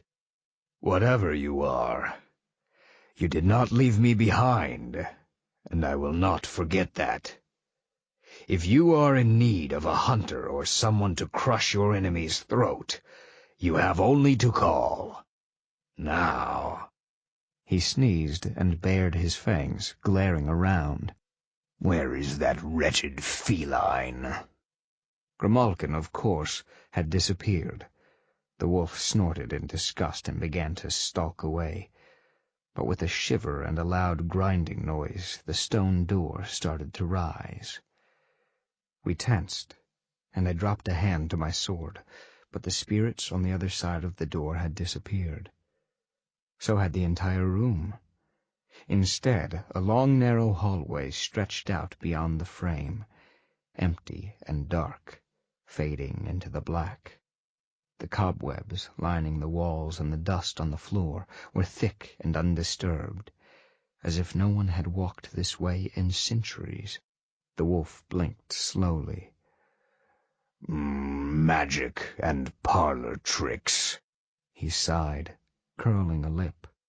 "I will be glad to be done with it. At least in my territory, things are honest about trying to kill you." He shook his great shaggy head and turned to me. "This is where we part ways, Prince. Do not forget my part in the story. I might have to hunt you down if you happen to forget, and I have a very long memory." "It's a long way back to the wildwood," I told him, pulling out the small glass orb. The swirls of magic within left faint, tingling sensations against my palm as I held it up. "Come with us. We'll return to the mortal realm, and from there you can easily find a trod to the Never-Never." "The mortal world." The wolf sniffed and backed up a step. "No, little prince. The human realm is not for me. It is too crowded, too fenced in. I need the vast spaces of the deep wild, or I shall quickly suffocate. No, This is where we say goodbye. I wish you luck, though. It was quite the adventure." The wolf padded toward the dark, empty hallway, a lean black shadow that seemed to fade into the dark. "You sure, Wolfman?" Puck called as the wolf paused in the frame, sniffing the air for any remaining foes. "Like Ice Boy said, it's a long way back to the Wildwood. You sure you don't want a faster way home?" The wolf looked back at us and chuckled, flashing a toothy grin. "I am home," he said simply, and bounded through the door, melting into shadow. His eerie howl rose into the air as the big bad wolf vanished from our lives and returned to legend. Grimalkin appeared almost immediately after the wolf had gone, licking his paws as if nothing had happened. So, he mused, regarding me with golden half-lidded eyes. Are we returning to the mortal realm or not? I raised the globe, but then lowered it, gazing at the Ketshi, who stared back calmly. "Did you know?" I asked in a low voice, and the cat blinked. "Did you know the reason Ariella was here, why she came along?" Grimalkin turned to groom his tail, and my voice hardened. "You knew she was going to die." She was already dead, Prince. Grimalkin paused and looked back at me, narrowing his eyes. She perished the day you swore your oath against Goodfellow. Fairy brought her back, but she always knew how it would end. "You could have told us," Puck chimed in, his voice flat and strangely subdued. Grimalkin sneezed and sat up to face me, his golden eyes knowing. "If I had, would you have let her go?"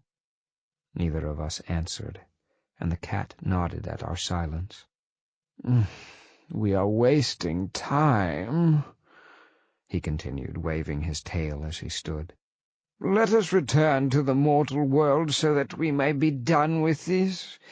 Grieve for your loss, but be grateful for the time that you had. She would have wanted it that way." He sniffed and lashed his tail. "Now, are you going to use that globe, or should I wish for wings to fly back to the Wildwood?" I sighed and raised the glass, watching the magic swirl within. Taking it in both hands, I gazed past it to the end of the world, at the brilliant void that never ceased to amaze.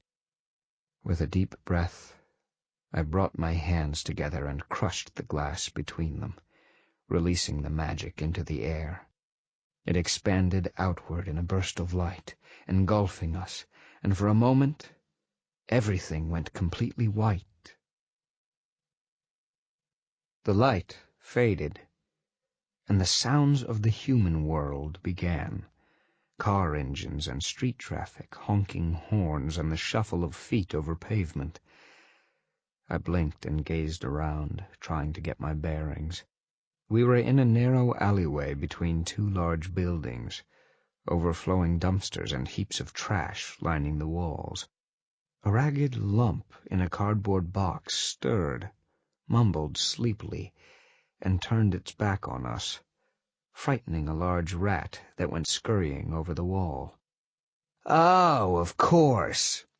Puck wrinkled his nose, stepping back from a pile of rags crawling with maggots. "With all the meadows and forests and big swaths of wilderness that I know still exist in the human world, where do we end up? A filthy, rat-infested alleyway. That's just great." Grimalkin leaped atop a dumpster, looking surprisingly natural in the urban environment, like a large alley cat prowling the streets. "There is a trod not far from here," he stated calmly, picking his way across the rim. "If we hurry, we should reach it before nightfall. Follow me." "Wait, you already know where we are?" Puck demanded, as we edged toward the mouth of the alley, stepping over trash and piles of debris. "How does that work, Cat?" Most cities are very much the same, good fellow. Grimalkin reached the edge of the sidewalk and peered back, waving his tail. Trods are everywhere, if you know where to look. Also, I am a cat. And he trotted off down the street. "Hold it, Ice Boy," Puck said as I started to follow. "You're forgetting something." He pointed to my sword hanging at my side. "Normal humans don't walk around city streets with big pointy weapons.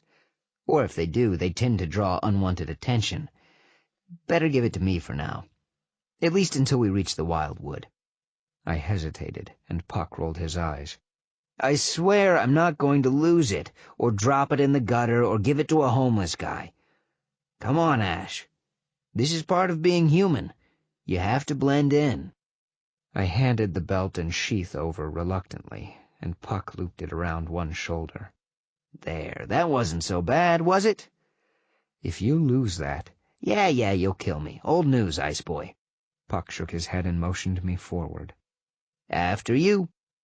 We emerged from the alleyway onto a sidewalk bustling with people, rushing by with barely a glance. Overhead, huge towers of glass and steel loomed against the sky, flashing in the evening sun. Cars honked and slid through the streams of traffic like giant metal fish, and the smell of asphalt, smoke, and exhaust fumes hung thick on the air. The changes were subtle, but I could still see a difference. The world wasn't quite as sharp as it had been. Edges were dull, colors not quite so bright anymore. Sounds were muted. The murmur of voices around me had merged into a babble of human noise, and I could no longer pick out conversations just by listening to them. I took a step forward, and someone ran into me, knocking me back a pace. "Watch where you're going, jackass!" the human snapped, shooting me a glare without breaking stride. I blinked and joined the flow of street traffic, following Grimalkin as he expertly wove his way through the multitude of feet and swinging legs. No one seemed to notice him, or Puck walking right beside me, glamoured and invisible. Even on a crowded sidewalk, they swerved around him or stepped out of his way, often at the last second, without even knowing there was a fairy in their midst. But I caught several glances, curious, appreciative, or challenging, as I maneuvered my way through the crowd, jostling and bumping into me. It was a good thing Puck still had my sword. Otherwise I might have been tempted to draw it to get them all out of my way. As I swerved out of the path of yet another human, I brushed against a wrought iron fence encircling the base of a small tree on the edge of the sidewalk and instinctively recoiled, jerking back from the metal. But the weakness and pain of being so close to iron didn't come, though I did earn a few strange looks from various passers-by. Cautiously I reached out and touched the fence, ready to yank my hand back as centuries of Fey survival screamed at me to stop. But the iron, once akin for me to touching live coals while being violently ill, was cold and harmless beneath my fingers. I looked up the street at the long line of trees similarly encased in iron, and grinned. "Will you stop doing that?" Puck hissed a moment later, shuddering as I trailed my finger along every fence that we passed. "You're freaking me out. I get chills every time we pass one of those things." I laughed, but moved away from the fences and the iron, back to the center of the walk where traffic was thickest. Now that I knew they wouldn't just swerve around me, it was easier to dodge and weave through the unending masses. "Does this mean I can put a fence around my yard and you'll leave me alone?" I asked, grinning back at Puck. He snorted. "Don't get cocky, Ice Boy. I've been playing with humans since long before you ever thought of becoming one." The crowds thinned as it got later, and Grimalkin led us farther downtown. Streetlights flickered to life, and the buildings lining the streets grew more run down and shabby. Broken windows and graffiti were commonplace, and I could sense eyes on me from shadows and dark corridors. "That's a fancy jacket, boy," I stopped as 4 humans melted out of an alley, wearing hoodies and bandanas, sidling up to block my path. The biggest, a mean-looking thug with a shaved head, covered in tattoos, sauntered forward, leering at me. I gave him and his companions a quick once-over, searching for horns or claws or sharp-pointed teeth. Nothing. Not half-breeds, then. Not exiles from the Never-Never, scraping out a living in the mortal world. They were human, through and through. My boy Rico here. He was just thinking that he needed a fancy coat like that one. The thug leader smiled, showing off a gold tooth. So why don't you hand it over, boy? That, and leave your wallet on the ground, too. Wouldn't want to have to bash your pretty head in, now would we? Beside me, Puck sighed, shaking his head. Not terribly bright, are they? He asked, gazing at the leader who paid him no attention. Stepping away, he slipped around behind them, grinning and cracking his knuckles. I guess we have time for one last massacre, for old time's sake. Hey, you deaf, punk? The thug leader shoved me, and I took a step back. Or are you so scared you pissed your pants? The others snickered and drew forward, surrounding me like hungry dogs. I didn't move. There was a flash of metal, and the leader brandished a knife, holding it before my face. I'll ask nicely one last time. Give me that coat, or I'm gonna start feeding you your fingers. I met his eyes. We don't have to do this, I told him softly. Behind them, Puck smiled wickedly, tensing his muscles. You can still walk away. In 8 seconds, you're not going to be able to. He raised an eyebrow, ran a tongue over his teeth. Fine, he nodded.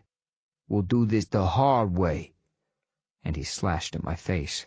I jerked back, letting the blade whiz by my cheek, then stepped forward and slammed a fist into the leader's nose, feeling it break under my fingers.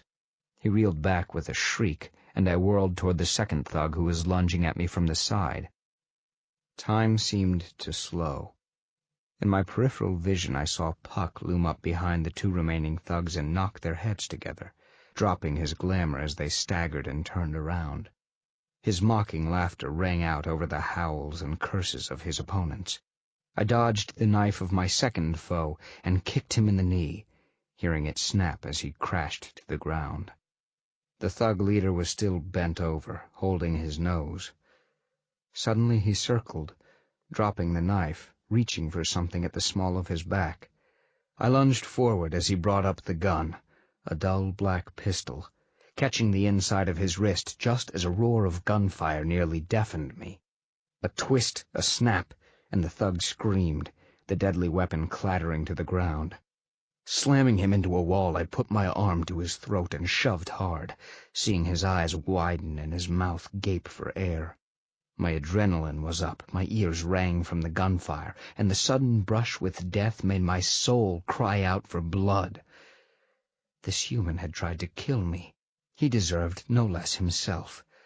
I leaned harder against his throat, intending to crush his windpipe, watching as his face turned blue and his eyes started to roll up in his head. And then I stopped. I wasn't Fey any longer. I was no longer Ash, Prince of the Unseelie Court, ruthless and unmerciful.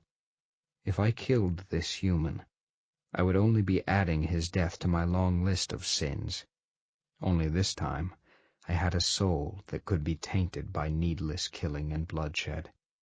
Releasing the pressure on the thug's neck, I stepped back and let him slump, gasping, to the cement.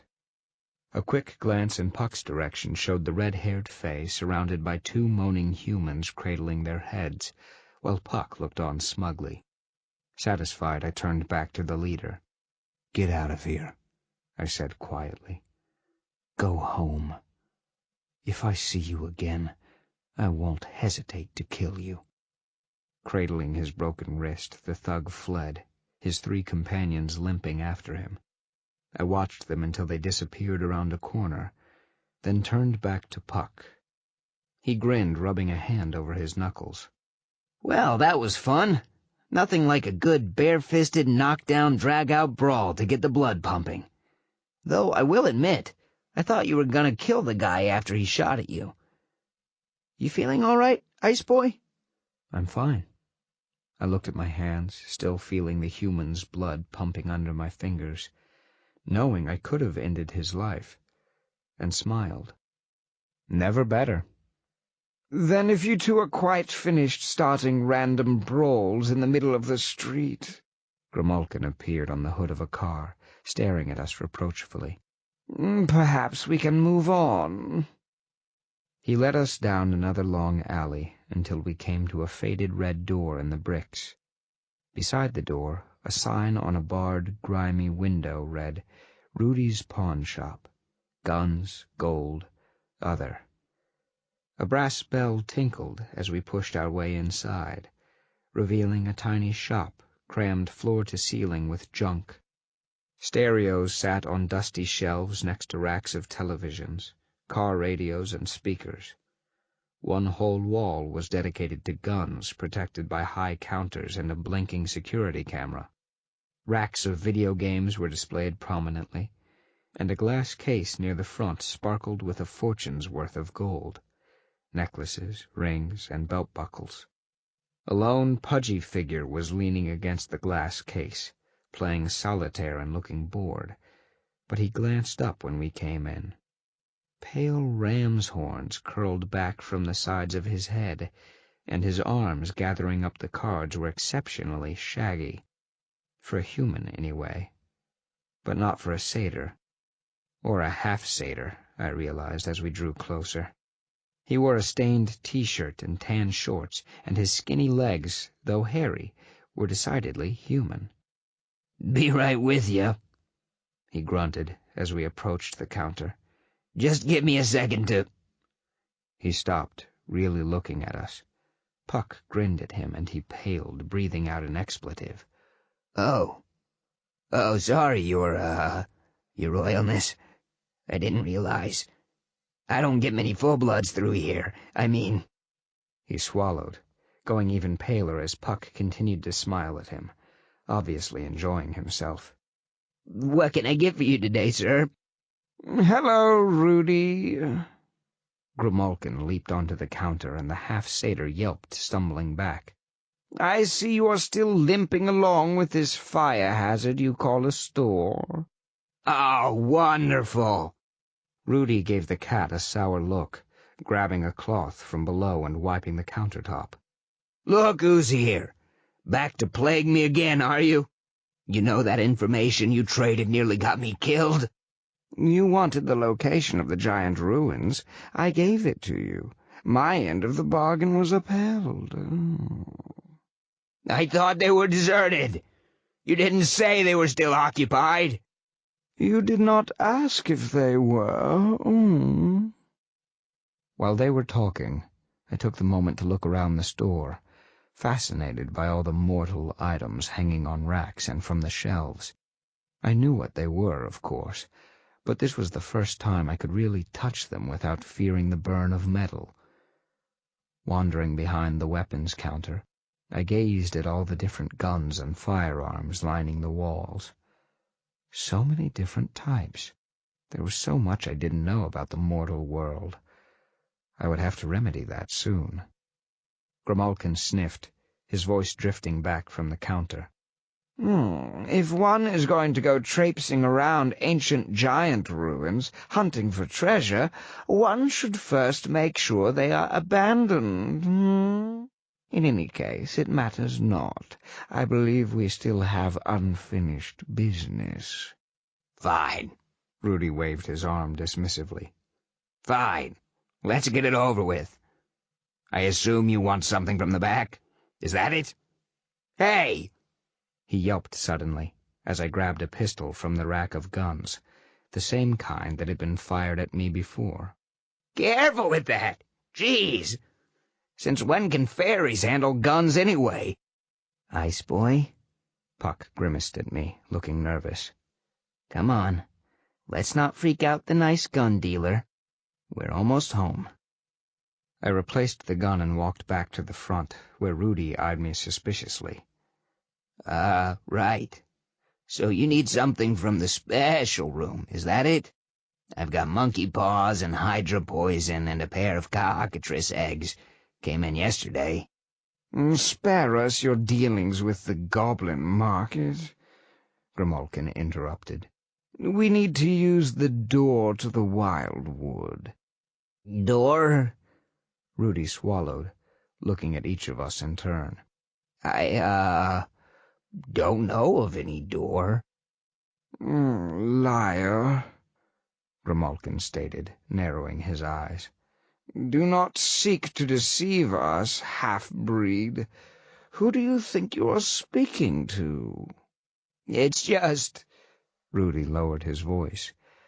I'm not supposed to have direct access to the Never-Never, he admitted.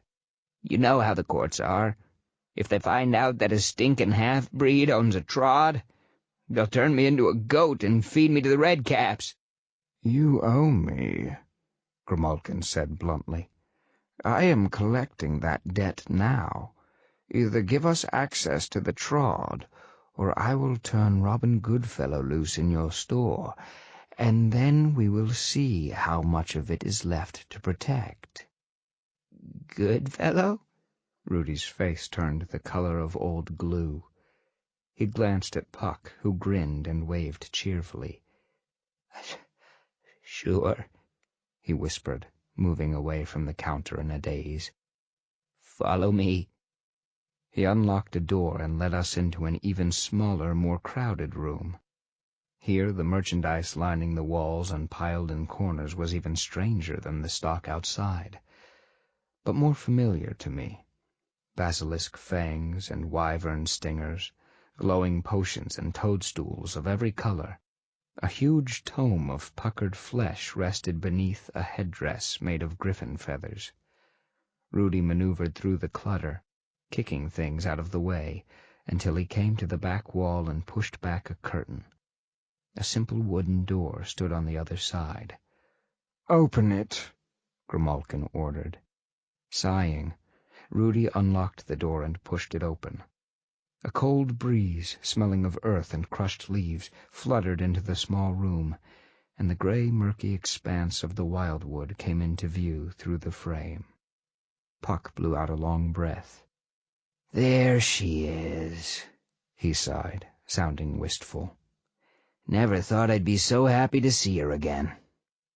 Grimalkin was already through the door, tail held straight up, as he vanished into the mist.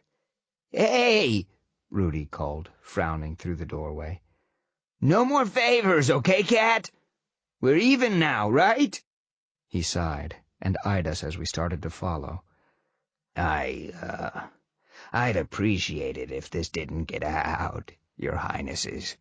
Seeing as I helped you and all, He trailed off as Puck gave him an appraising look in the door. That is, if it's okay with you. I don't know. Puck frowned and crossed his arms. Didn't you hear Oberon saying something about a certain pawn shop, Ice Boy? And redcaps? Or was that something else? Rudy looked faint, until Puck slapped him on the shoulder with a laugh, making him jump 3 feet in the air. You're a good guy. He grinned, walking backward through the frame. I might come back to visit someday. Hurry up, Prince. Prince? The half-satyr blinked as I stepped forward. Robin Goodfellow and the Prince? Come to my shop? He stared hard at me. Then his eyebrows shot up as something clicked into place. Then you must be. Are you Prince Ash? The wildwood breeze was cool against my face. I paused in the doorway and glanced over my shoulder, giving my head a small shake. No, I told him, and walked through the door. I'm not. Chapter 23. The Iron Knight. The wildwood was exactly as I remembered it. Gray, dark, misty, with huge trees blocking out the sky. And yet, it was vastly different. I used to be a part of this world. part of the magic and the energy that flowed through all living creatures in the Never Never. I wasn't now. I was apart, separate, an intruder. But now that I was back in the Never Never, I could feel the glamour swirling within me, familiar and strange at the same time. Winter glamour, but different, as if it wasn't my magic anymore. But I could still reach it, still use it. Perhaps it was part of this soul I had gained, the part that Ariella had given up, freely and without reservation. And if that was true, then in some small way she was still with me. I found that thought very comforting. So, Grimalkin appeared out of the mist, jumping onto a fallen log, his plumed tail waving behind him. here we are at last. I trust the two of you can manage the rest of the way without me. Running off again, cat? Puck crossed his arms, but his grin was an affectionate one. And here I was just getting used to having you around. I cannot look over your shoulder every step of the way, good fellow, Grimalkin replied in a bored tone. It was a good adventure, but now it is done, and as difficult as it is to believe, I have things of my own to attend to. Yeah, that nap must be terribly pressing. How do you survive? Grimalkin ignored him this time, turning to me. Farewell, knight, he said formally, startling me with the term he'd never used before. I wish you luck on your journey, for I fear it will not be easy. But you have been through much, more than anyone could reasonably have hoped to survive. I suspect you will be all right in the end. I bowed to the cat, who blinked but seemed pleased with the gesture. Couldn't have done it without you, Grim, I said quietly, and he sniffed. Of course not, he replied, as if it were obvious. Give the Iron Queen my regards, but tell her not to call on me too soon. I find pulling you both out of sticky situations increasingly tiresome. Something rustled in the bushes a few yards away, drawing my attention for a split second. When I glanced back at the log, Grimalkin was gone. Puck sighed. Cat sure knows how to make an exit, he muttered, shaking his head. Well, come on, Ice Boy. Let's get you to the Iron Realm. You're not getting any younger. The journey took us 2 days, mostly due to the goblin border skirmish we ran into in the Nashwood. Because as nothing ever came easily in the Wildwood, the goblin tribes were at war again, and were even more intolerant of trespassers through their territory. Puck and I had to flee from several angry war parties, eventually fighting our way through the lines to reach the outskirts of goblin lands. For a while, it was like old times again, the two of us fighting side by side against much greater odds. My body felt like my own again, my sword fluid and natural in my hands. A poisoned goblin arrow hit me once in the thigh, and I spent an evening in pain, trying to stave off the effects. But I was able to shake it off by morning and continue. But despite the thrill of battle and the excitement of simply being alive, I was anxious to get to the Iron Realm. I could feel the seconds ticking away, like grains falling through the hourglass, each day that brought me closer to my inevitable end. Whether it was an ordinary mortal lifespan, or if I was still fairy enough to slow the advance of time, I wanted to spend the days I had left with Megan, with my family. The last night before we reached the border of the Iron Realm, Puck and I camped on the edge of a small lake, having finally escaped the Nashwood and the territory of angry, bloodthirsty goblins. We were so close I could feel it, and it was difficult for me to relax, much to Puck's amusement. I finally dozed, leaning back against a tree, facing the water. Sometime during the night, I dreamed. Ariella stood on the banks of the water, smiling at me, her silver hair glowing in the starlight. She didn't speak, and I didn't say anything, having no voice in this dream, but I think she wanted me to know that she was happy, that her quest was fulfilled, and that I could finally let her go. I could put her memory to rest at last. I woke with blurry eyes and an ache in my chest, but for the first time since that fateful day I felt lighter. I would never forget her, but I no longer felt guilty that I had moved on, that I could be happy with someone else. I finally knew that's what she would want. At last, 48 human hours after we'd entered the wildwood, Puck and I stood at the edge of the Iron Realm, gazing at the metal trees stretching to either side as far as one could see.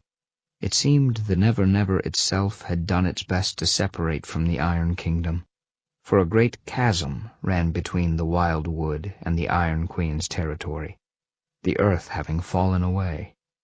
A wooden bridge had been hastily constructed to span the gulf, but the wildwood was slowly attempting to destroy that as well, for vines and weeds were already wrapped about the planks, as if trying to drag it down.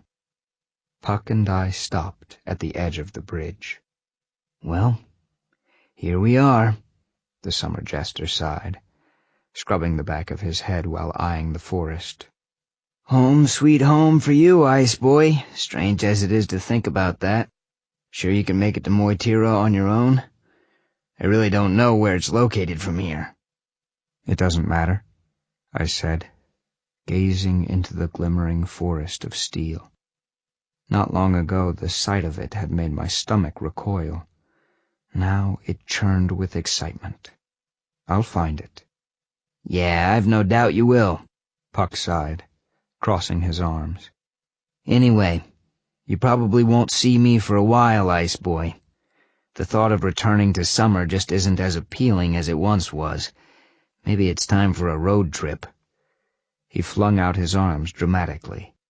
The wind in my face, the open road stretching out before me, excitement and adventure just around the next bend. Huh. I eyed him shrewdly. Oberon didn't give you permission to go tromping through the deep wild with me, did he? Not so much, Puck grimaced. Anyway, I think it's time for a vacation. Let Lord Pointy Ears cool down for a bit. Give Megan a hug for me, will ya? Maybe I'll see you both in a few decades. Where are you going? Robin Goodfellow shrugged, uncertain and carefree. Who knows? Maybe I'll try to find the end of the world again. Maybe I'll travel the mortal realm for a while. It really doesn't matter where I go or where I end up. There's a whole huge world out there, and it's high time for us to get reacquainted. He looked at me and his eyes gleamed. I'm glad we had one last little adventure, Ice Boy. But it's time for me to strike out on my own. Try not to have too much fun without me, okay? Puck, I said, stopping him as he started to leave. Turning back, he raised an eyebrow, a faint, wary smile crossing his face. Taking a deep breath, I stepped forward and held out a hand.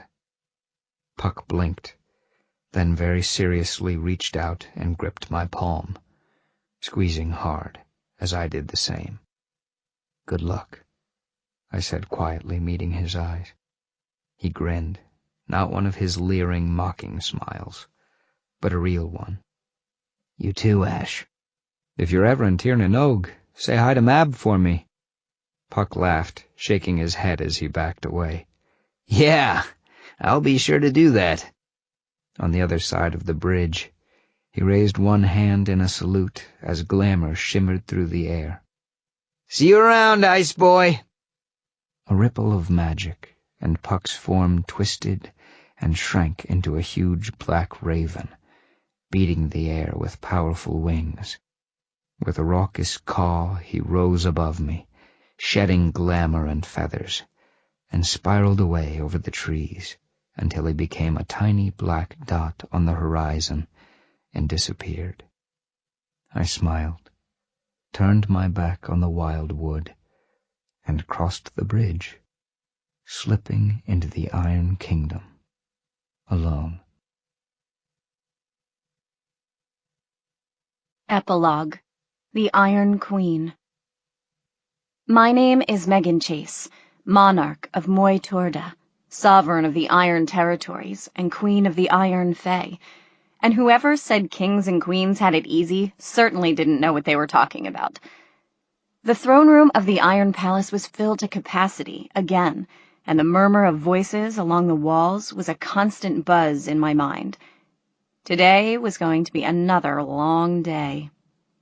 As sole ruler of the Iron Realm, it was up to me to resolve disputes, manage resources, listen to complaints, and somehow keep my own lands and people safe from the other Fey courts that wanted them dead, all while trying to rebuild and establish my own kingdom.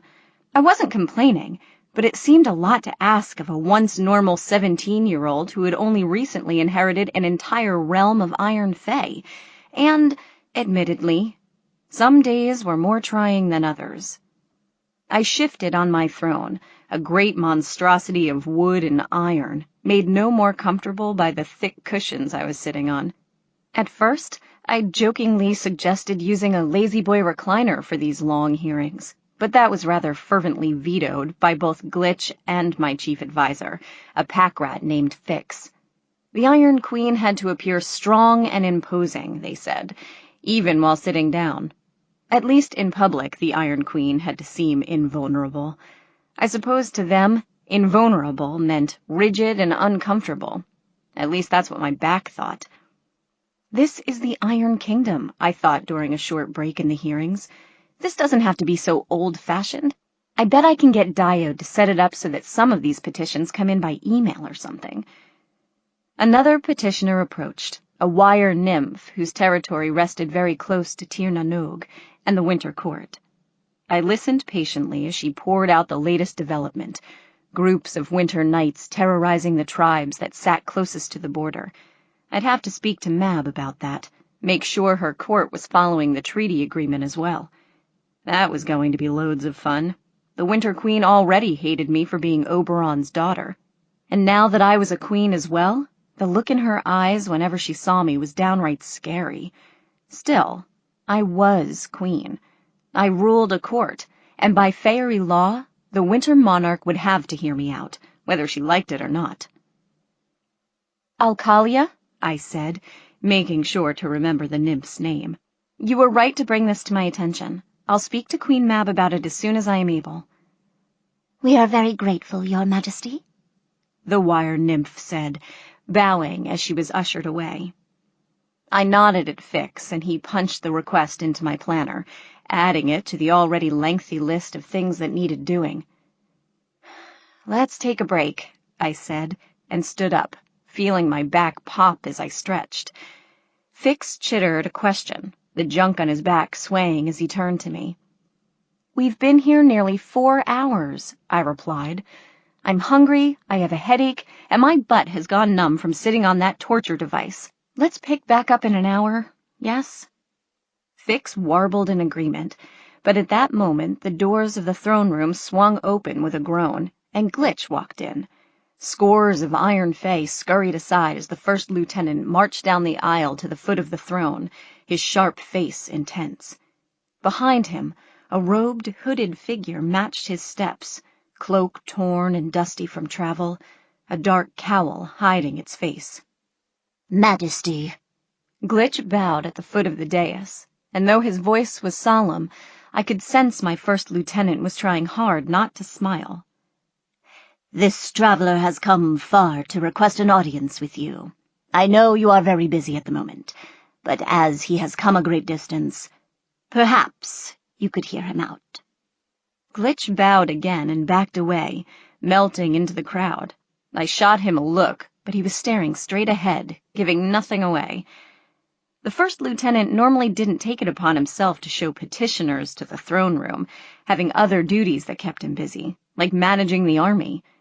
If he made an exception for this traveler, he must have thought it was very important. I frowned and looked at the stranger in the middle of the hall, waiting for me to acknowledge him. "Come forward," I said. He approached the foot of the throne and sank to one knee, bowing his cowled head. "Where have you come from, traveler?" "I have come from the end of the world," said a quiet voice that made my heart stop beating.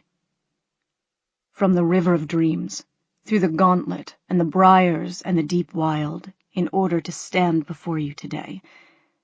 I have but one request: to take my place at your side, to resume my duty as your knight, and to protect you and your kingdom for as long as I draw breath."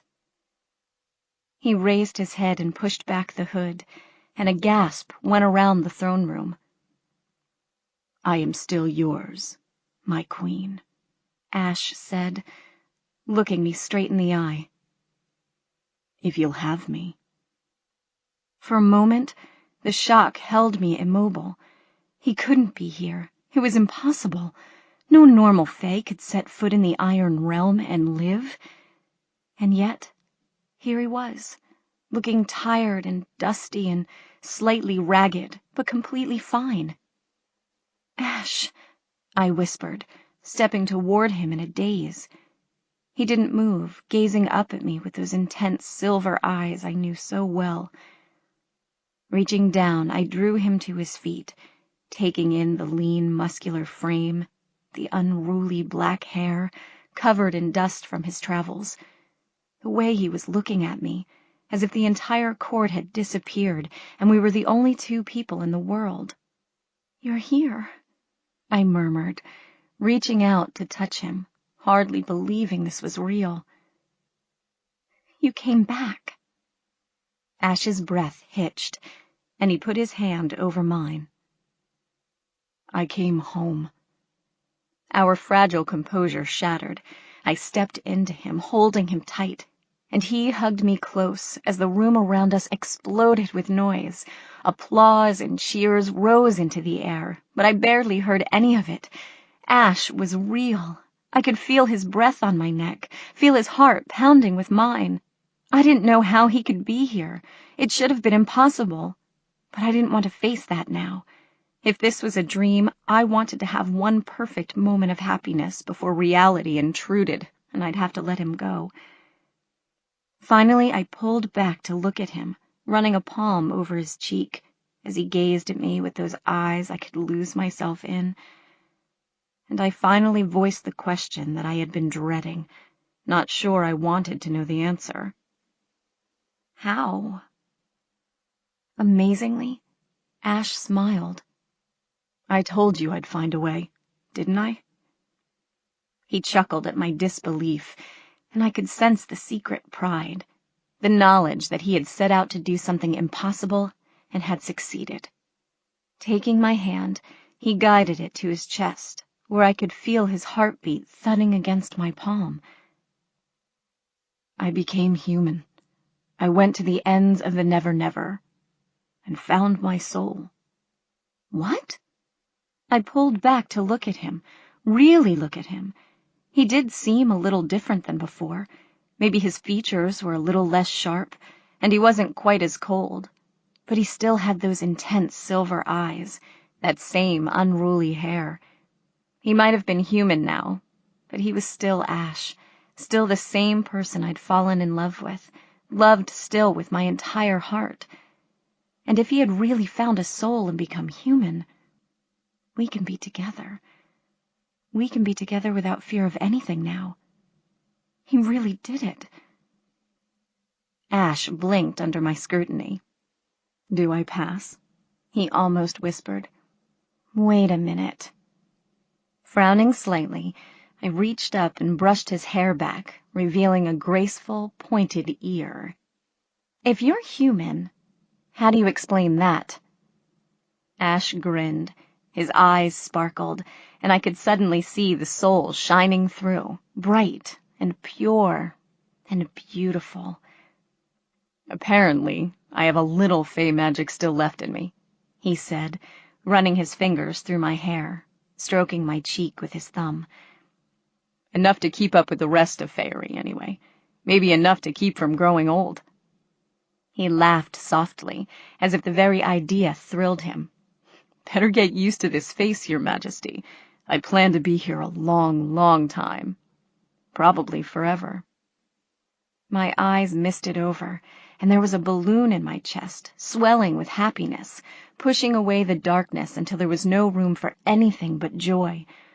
But all I could think to say was, "Aren't you already centuries old?"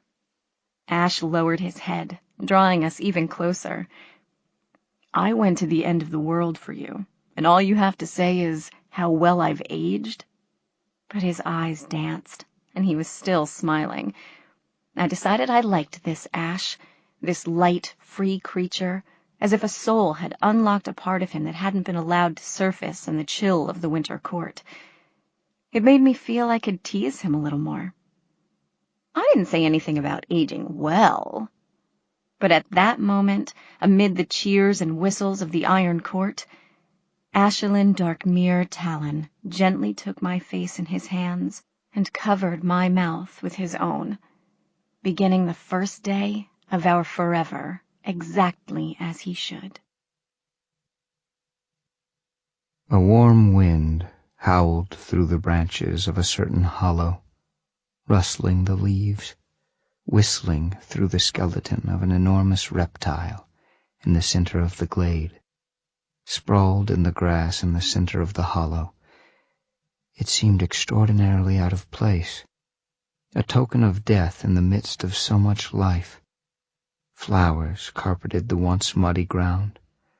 Birds twittered in the branches, and the sun shone full and bright through the clouds, slowly burning away the mist that still clung to small patches of bramble throughout the glen. The skeleton, with its bleached white bones and snarling maw, looked pale and insignificant among the riot of color.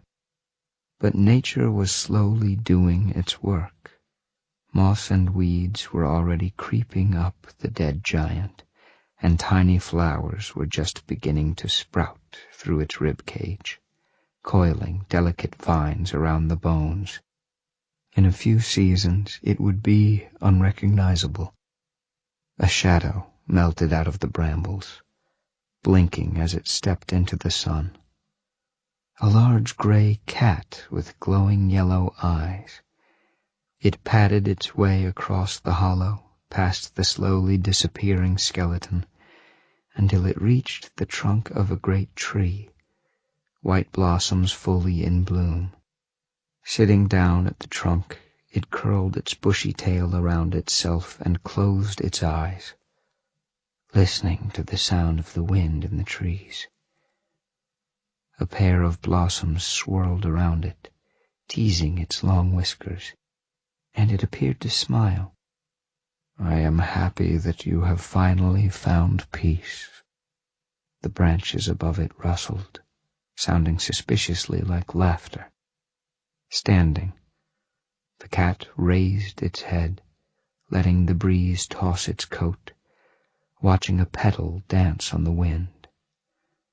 Then, with a flick of its tail, it bounded into the undergrowth, a streak of gray fur in the sun, and the light swallowed it completely. Survival Guide to the Never Never. Disclaimer. This guide is intended to give intrepid travelers into the realm of the Fey a minimal chance at surviving the creatures and denizens that dwell within. Please note, the author of this guide is in no way responsible for lost or damaged souls, ensnarement, or accidental or intentional death. Entering the realms of Fey can and likely will be hazardous to your health, and is not recommended. You have been warned. Preparations. One can never prepare adequately for entry into the Never Never. There are, however, a few rules that one can follow to help increase the chances of surviving. What should I wear? Dressing for the Never Never means blending utility with comfort. If you have questions about whether or not an item is appropriate, ask yourself the following. If running for my life, would this slow me down? And if caught while running for my life, Would this protect me? If the answer to the first question is yes, and the second question is no, then the item is inappropriate. Here are a few suggested items to wear to help you make it out of the Never Never alive. A light pack, either a backpack or large satchel, can be helpful for storing necessary items. Make sure to avoid large, bulky, or heavy packs, as they will slow you down when, not if, you need to run for your life. Comfortable clothing that covers the arms and legs. The briars have thorns, after all. Be sure to wear muted colors, as bright or flashy colors will attract the Fae.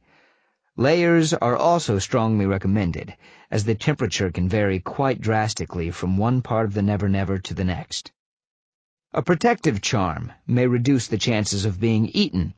Cold iron blessed by the Druids during a new moon works best, but if that is not available, a twist of St. John's wort, a four-leaf clover, or a rabbit's foot might help.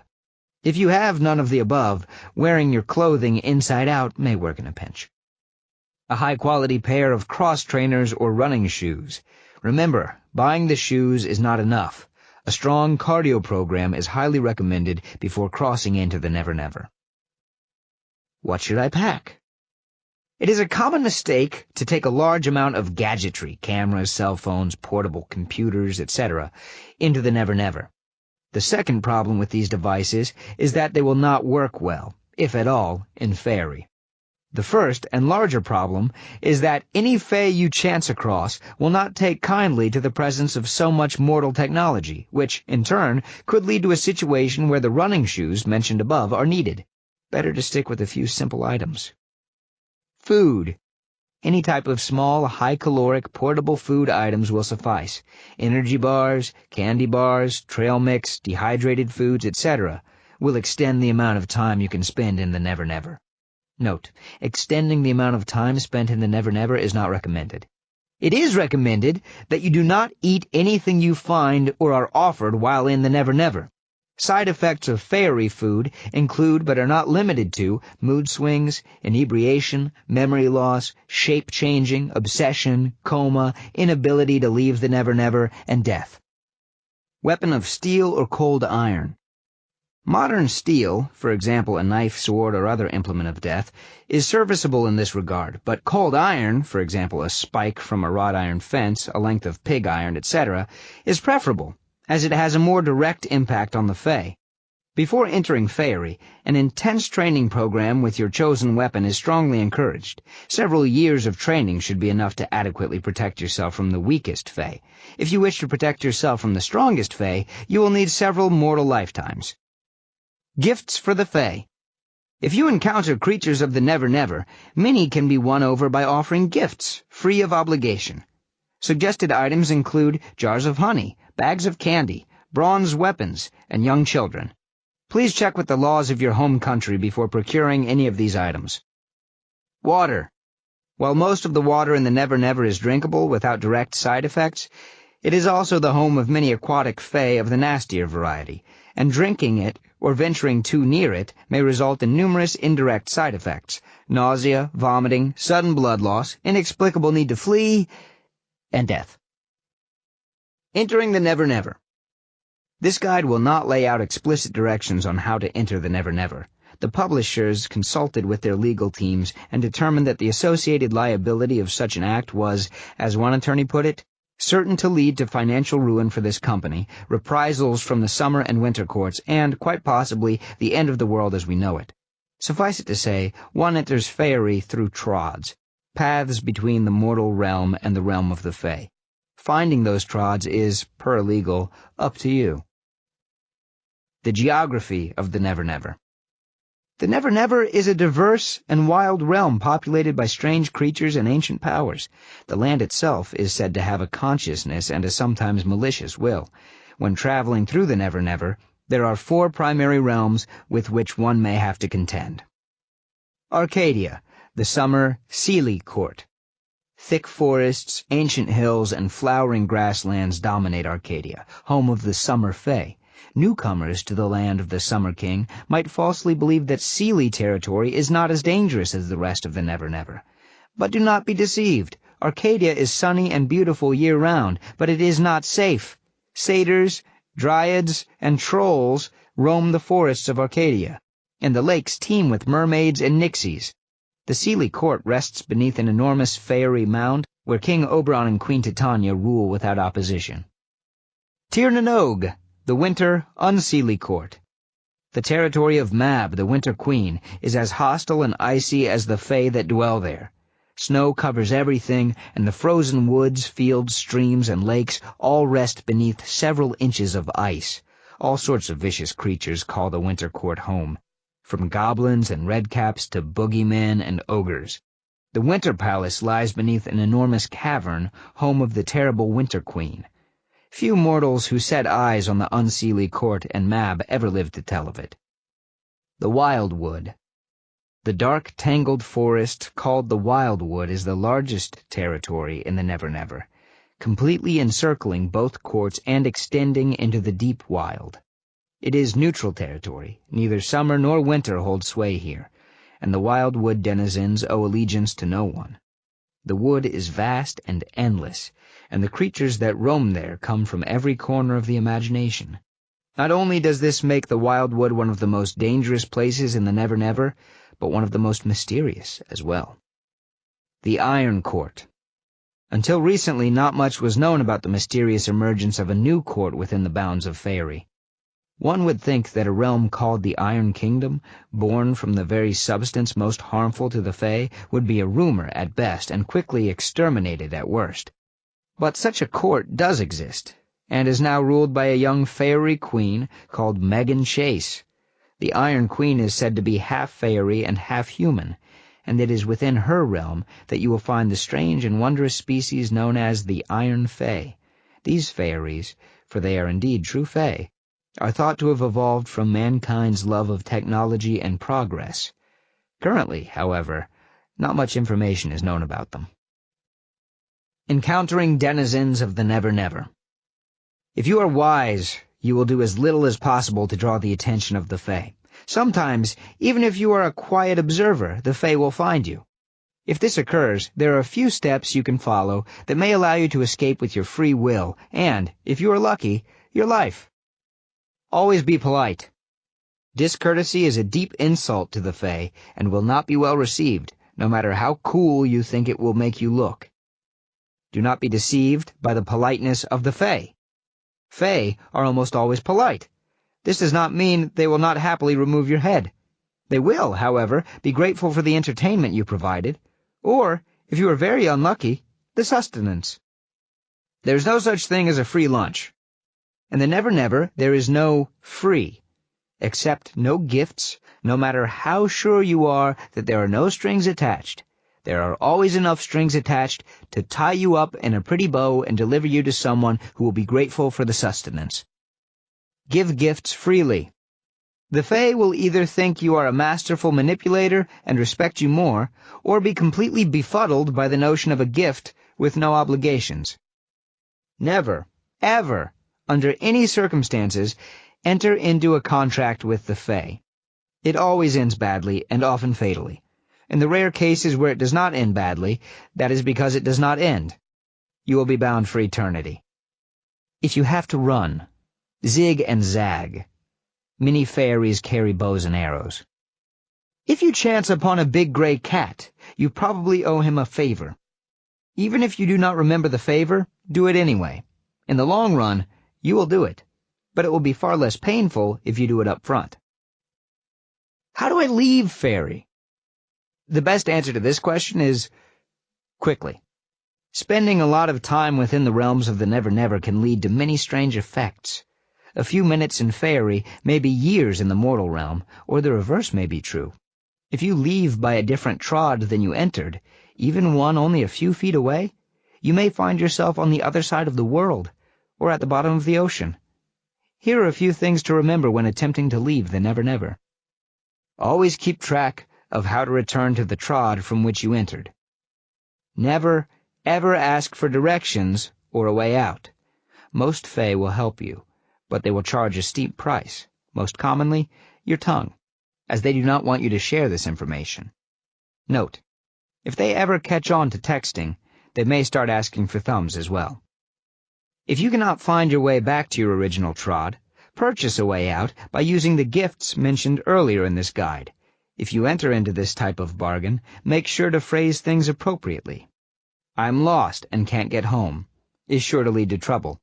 Try something different, like, "I'll pay 2 jars of honey to a fey who will take me to the mortal realm, alive and whole, with my mind and soul intact, neither physically nor mentally harmed, to be placed on solid ground at an altitude and in an environment that can readily sustain human life, no farther than a mile from a human settlement, at a time not more than 30 minutes from now." Even then, be careful. Conclusion. The above procedures should afford you the barest chance at survival in the Never-Never. There are, of course, no guarantees, and any and all interactions with the denizens of Faerie must be handled with the greatest of care. If, however, you proceed according to the above, you will have a leg up on the other mortals who wander from time to time through the briars and into the heart of Faerie. You have been warned.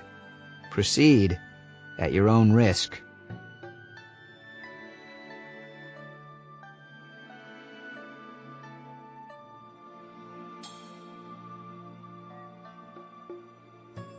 This has been an Audible Inc. and Harlequin production of The Iron Knight, written by Julie Kagawa, read by MacLeod Andrews. Executive producer, Beth Anderson.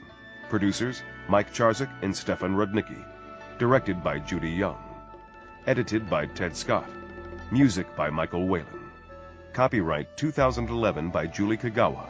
Production copyright 2011 by Audible Inc.